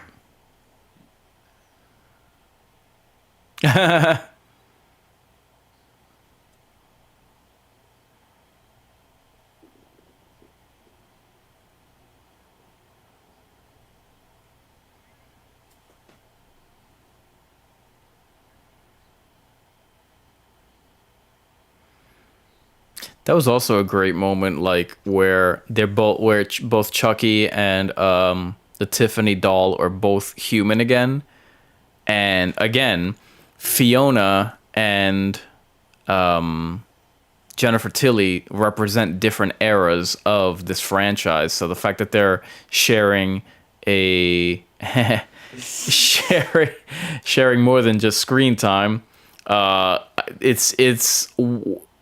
it's just an interesting and very thought-provoking I don't even know how to describe it, turn of events, but something you wouldn't think of in an ongoing series like this. Like, look at how last year's Jurassic Park movie technically had like the OGs with the characters of the new trilogy, but it just up and comings. Yeah, the up and comers, and it didn't mean anything. It's just like, okay, you're just bringing these people back because you need some kind of draw.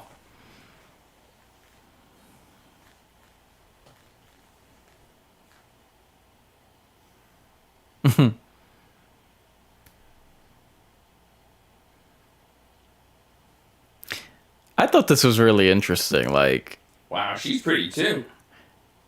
you just like gingers. I do. I really do. Like, rarely in a documentary did you care who's making it or who's directing it, but the fact that like her father was so involved in the series and she kind of grew up with. Here we go. Wow, she is like super red. Yes, just like Chucky.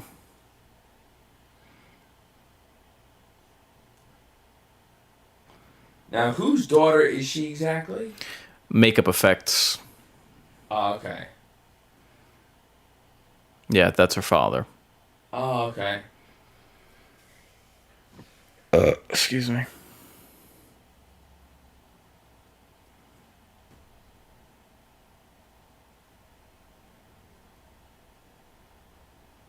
Right.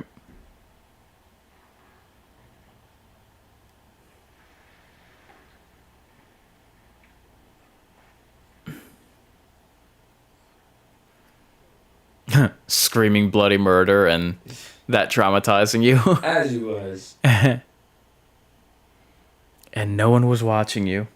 And then we burned that desk.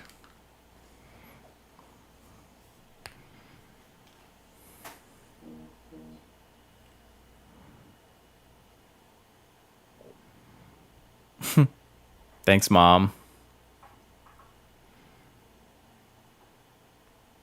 and then she ran and sought cover into the Nightmare on Elm Street set.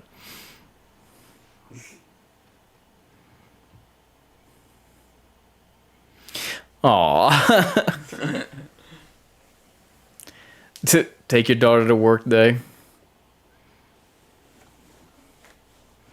Jesus, how many children were traumatized during this?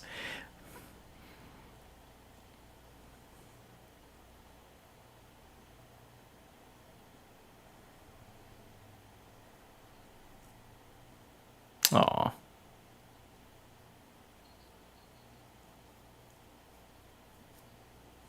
There you go. Chucky murders, bringing traumatized children together.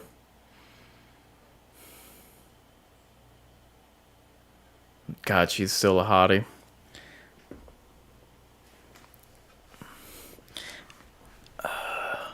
I'll be back. Traumadon, talk to the people.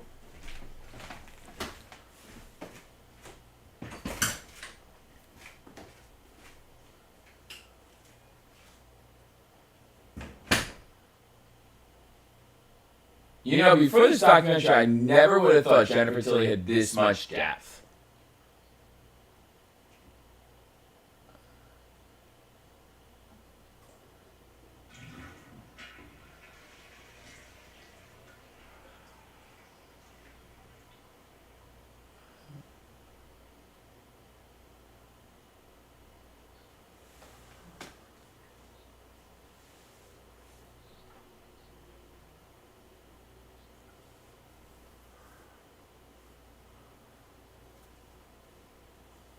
So you really had, like, everyone's really involved with this series until they were old enough to be in it themselves. I mean, I don't know too many series that actually have this.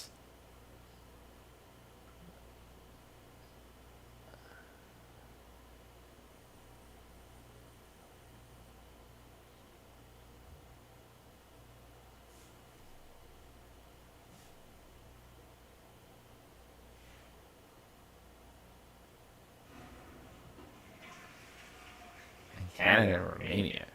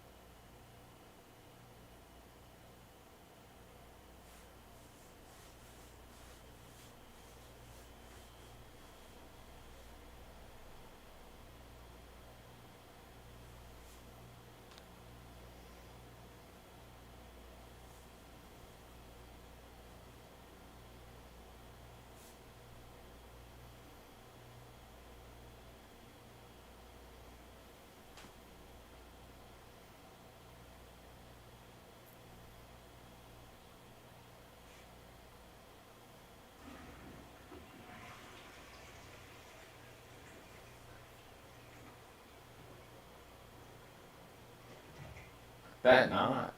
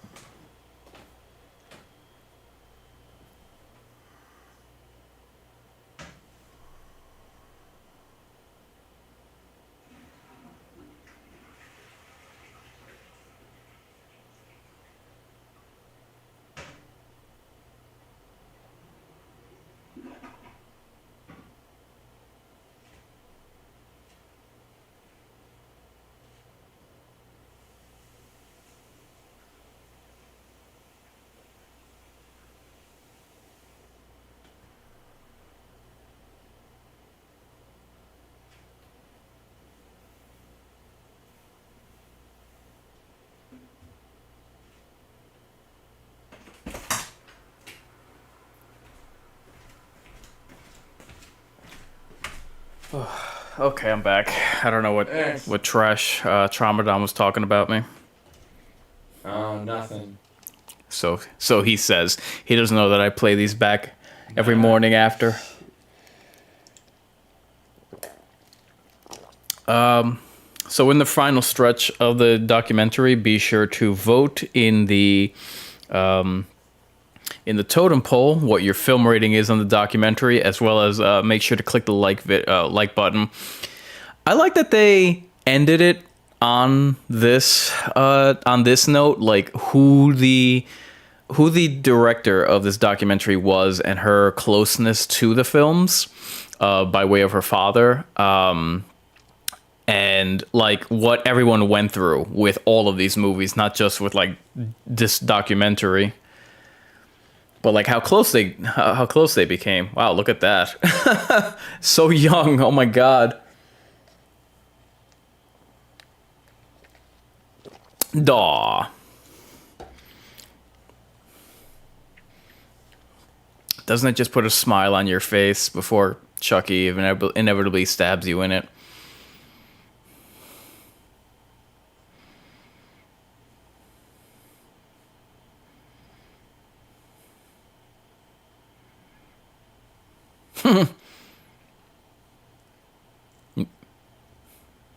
You're stuck on set mutilating somebody.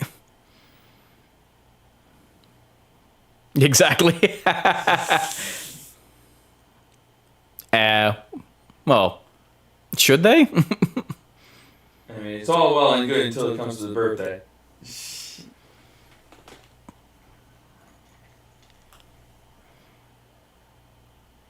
Aw.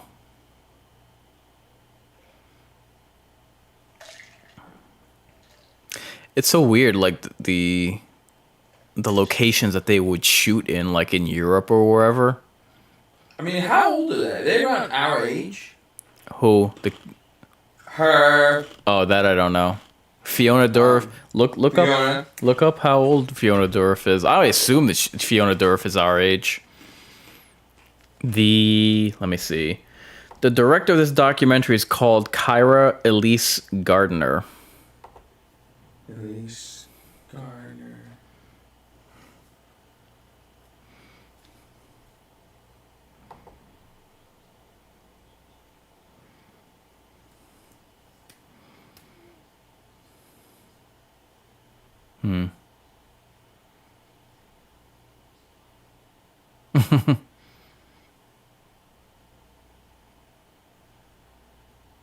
I bet. Yeah, it's like there's no roadmap to this. It's not an exact science, especially with the money men breathing down your neck and deadlines and things go wrong.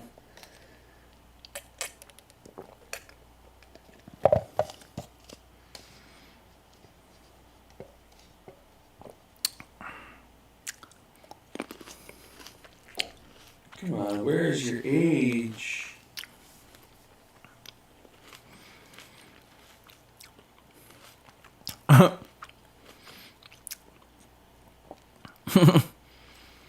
Oh, good riddance to that bastard, right? Alright, let me look at Fiona. She can't be much older than her.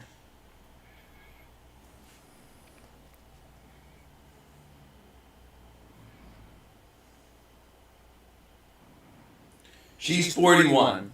Really? So, Kyra's got to be around our age.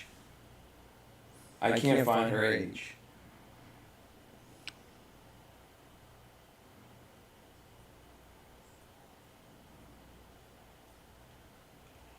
Tilly is 64. What? Jennifer Tilly is in her mid 60s. I can't believe that.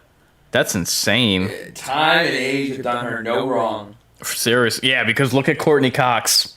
That's what I'm saying. How old is Courtney Cox? Well, let's see.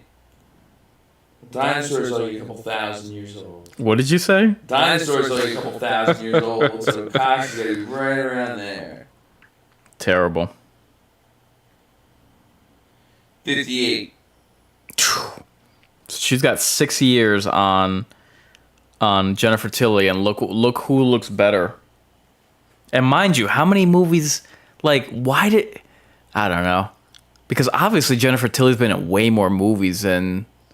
Because besides Scream, what the hell has Courtney Cox been in?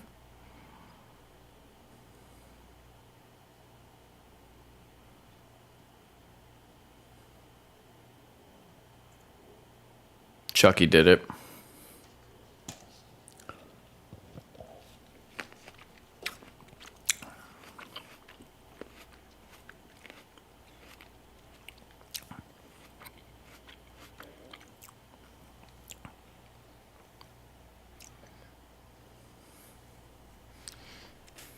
It's so cool that this actor's able to come back, and it's like it means something to the fans and the franchise.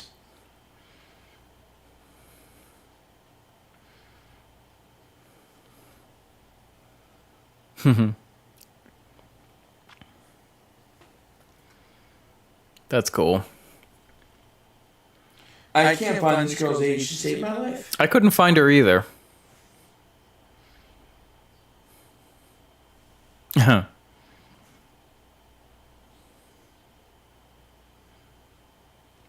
64. That is crazy.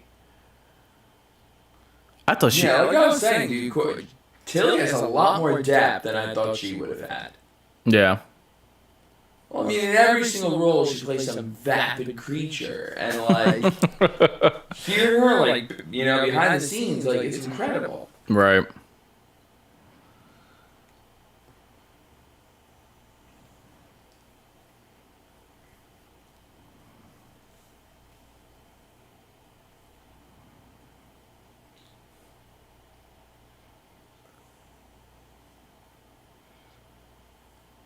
Yeah, man. This is probably... I would have to really look and research if a father-daughter relationship has ever happened like this before in a prominent horror franchise.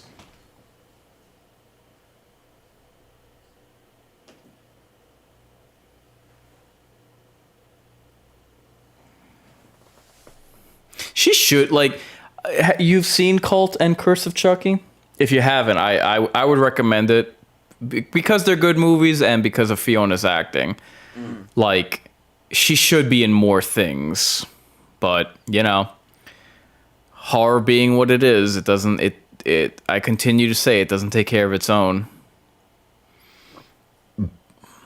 Aw.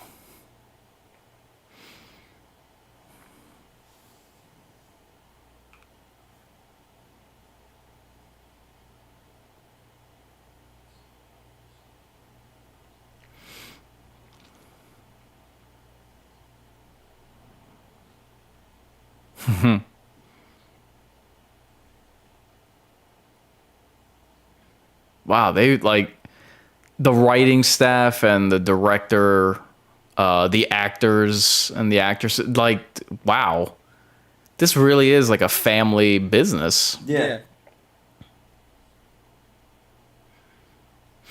There have been cases where the son of a writer, for instance, Stephen King's writer, went on to write like other notable horror stories. And David Cronenberg's son is a director as well.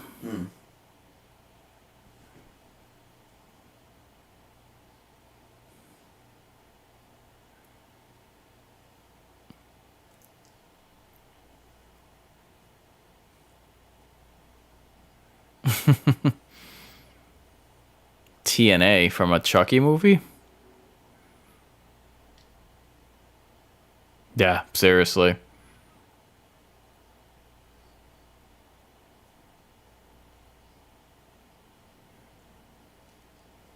I don't know what that means. Yeah, I don't know where he's going with that.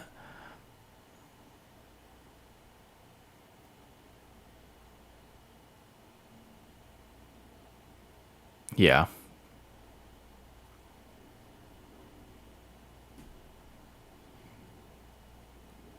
No. Hell no. Of a genre, no. Maybe a franchise, maybe like a Star Wars franchise, but horror, nah. There's you would have to have like a Lord of the Ring, and I know nothing about the Lord of the Rings fan base. You would have to have They got a strong fan base. a long-standing like dyed in the wool fan base. Like it would take a Star Wars or a Lord of the Rings to compare to the entirety of horror as a fan base to, you know, to find such avid supporters or devotees.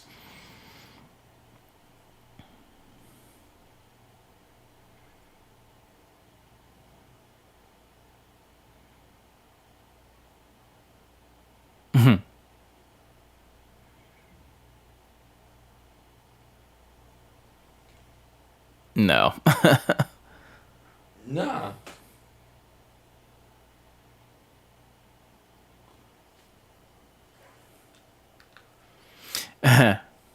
That's adorable. Jeez.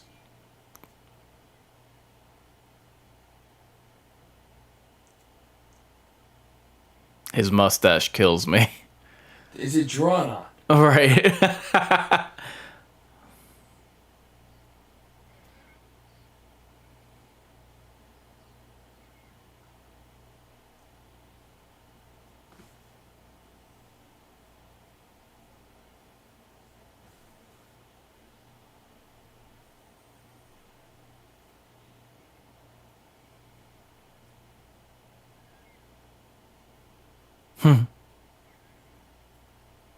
Is Comic-Con still a thing? Yes. I haven't like done any coverage on it in years. Never been to one. Nah. Never done any of that, but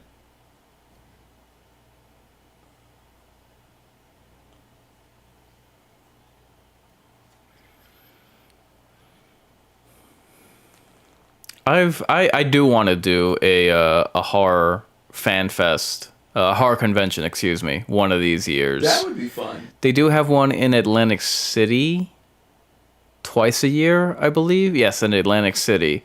But we'll have to wait and see on that. I would be down for that. I would like to go to one of these and actually meet one of these horror icons, like a Clive Barker or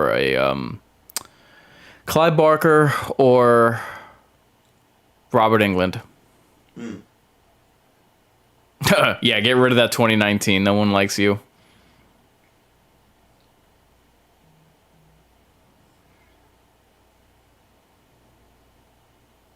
Damn straight. Yeah, like one thing that always crosses my mind is like how crazy is it that you could make like a Gone in the Wind or a I don't know what any artsy film like a Schindler's List, Yeah.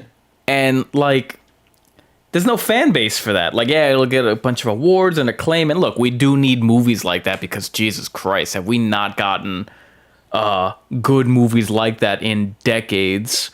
But it's crazy to me how, like, you know, like look at the picture on the left right there. You know, this guy never, nobody in the first Child's Play realized that they'd still be making these 35 years later. Same with Evil Dead. Like, it's crazy to me, like, and Evil Dead was made on a shoestring freaking budget, so And still hit it out of the park. yeah, it created a fan base, and look how strong it's going 4 decades later, 42 years later.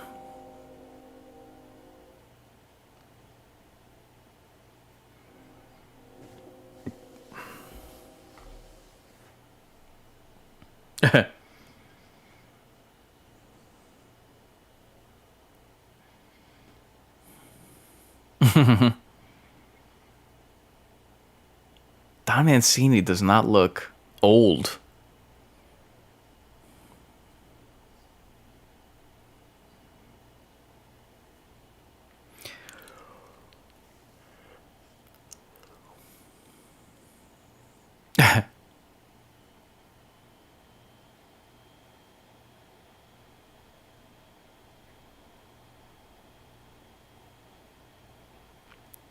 I thought I was gonna say, like, you know, like a killer doll.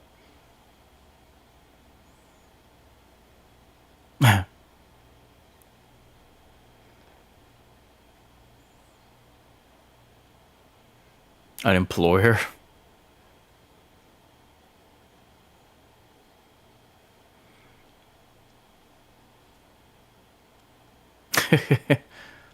For now.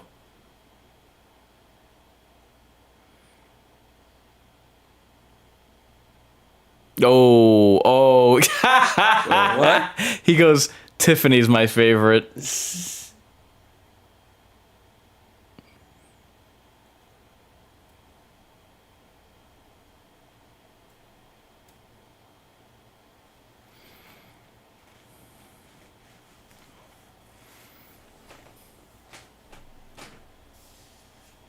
Okay, don't end it on that.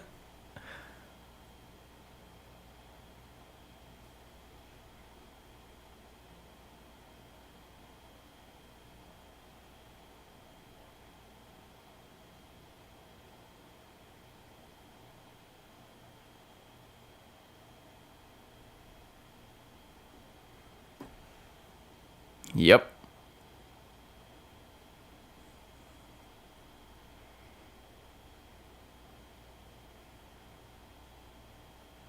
Big time. I cannot believe it was a quarter of a century ago that Chucky, Bride of Chucky came out.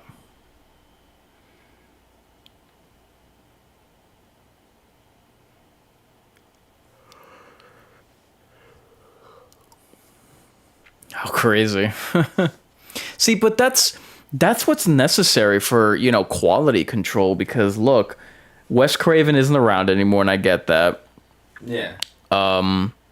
But the show, there's no quality control on, for example, the Scream movies. They're just the fact that this last one made money like significantly more than the fifth one blows my mind. Because it's so much of nothing. It's like, okay, and that wraps up our show. All right. So, and now our watch has ended. So yeah, like I was saying, it's like the fact that Definitely high stakes. yeah. Definitely high stakes. It's rare I retract, but You almost always retract because I just have good taste. You retracted on Scream 4. You retracted on Evil Dead remake. I didn't retract on the Evil Dead remake. Yes, you did. No, I thought it was going to be pretty good. Yeah, but you upgraded. I said I was skeptical because they showed too much in the beginning, but I never said it was bad. Maybe like when they scalped that girl. I was like, I hope they didn't just put all the good stuff in. No, the Evil beginning. Dead remake, not Evil Dead Rise. Oh, Evil Dead remake. Get out. That was like mid. Anyway, Yeah, I gotta find parking, man. Oh, all right. Later, man. Thank you for stopping by. Dude, thanks for having me, man, and thank you guys for putting up with me. Yeah, because it's too much for me. But as far as I'm concerned, Good looks, man. We'll talk. yeah, it's like that. To me, it's really important to have that level of quality control, because just when a series goes on due to studio greed, and what better example do we have than the Scream movies? And it's like these series continue because, hey, it's brand recognition and built-in fan base and all that crap. And it's just like you can feel like they're soulless, they're pointless, they're just cash grabs. That's definitely how I felt about Scream 5 and 6. It was just more of the same. But I think it's really important, and I know I keep saying quality control, but really when you have the original writer or director serving as a producer or just monitoring things and making sure it lives up, whatever series it is that they're talking about lives up to snuff, it just goes such a long way. Like, you want another example of how that can go wrong? Look, the current Scream series, it's just a bunch of gatekeepers now, a bunch of people that got handed this, but they didn't build that series, so it's whatever. They're going to hold on. they're going to do what they want with it, whether it's a good movie, whether it feels like Scream or what have you. You want an example where an OG steps in to shepherd a series, but it goes bad. Prometheus. Yeah, I said it. So it's good to see this type of series continue on.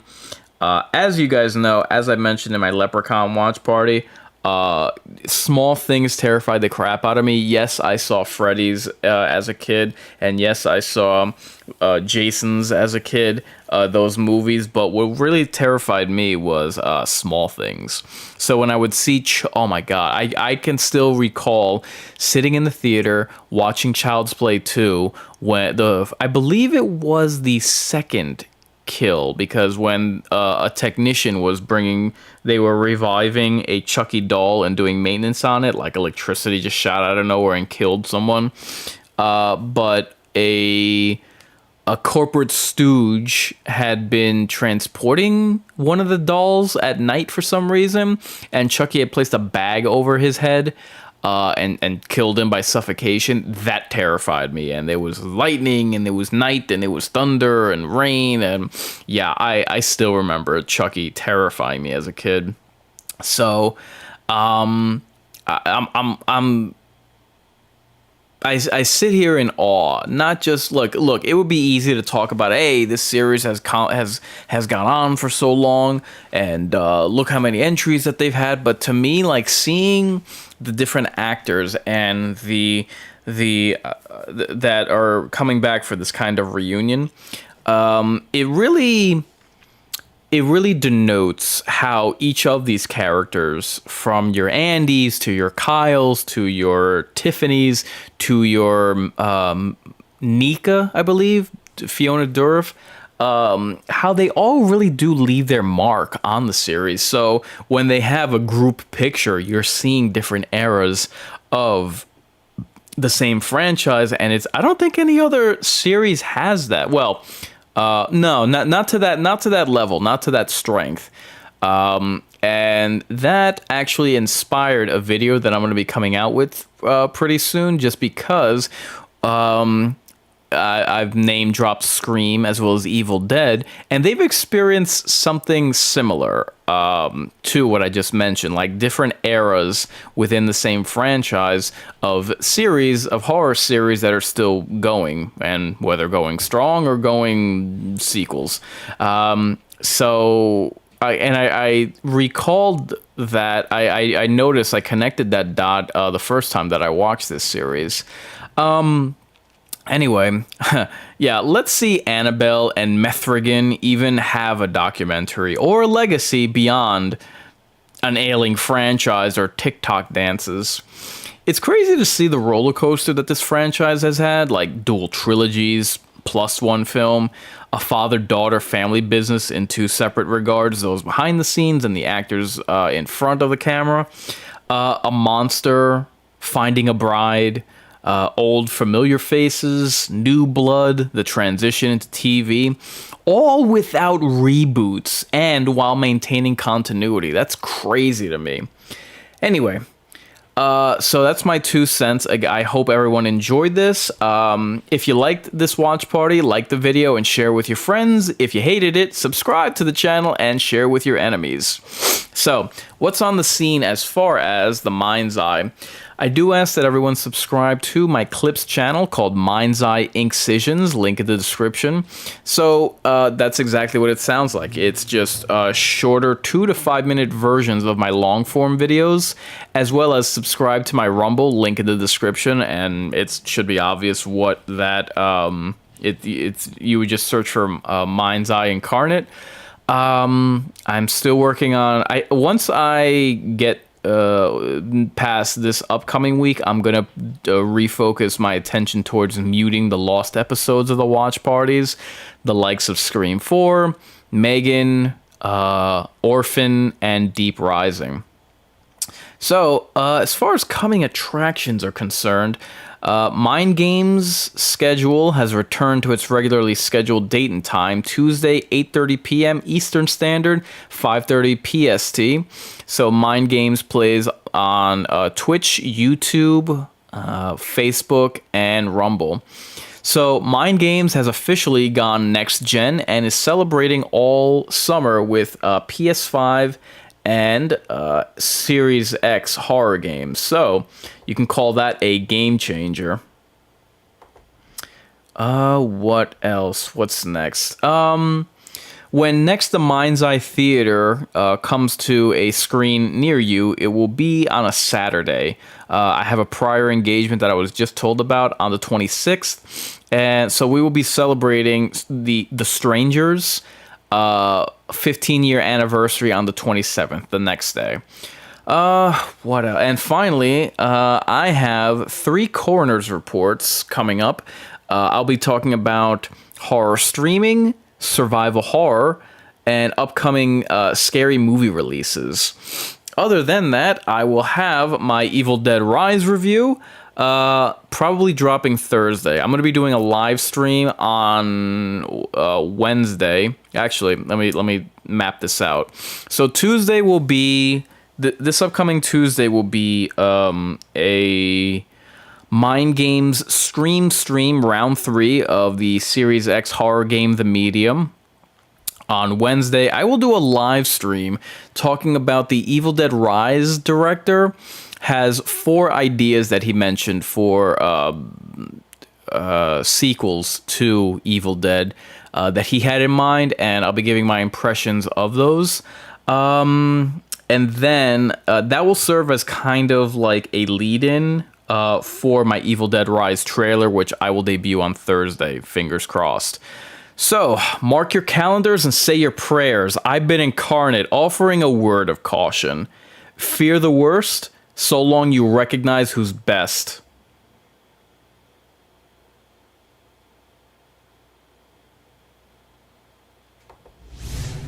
You're resigned to your fate? Time to subscribe to your fears. Warn your friends. Warn everyone.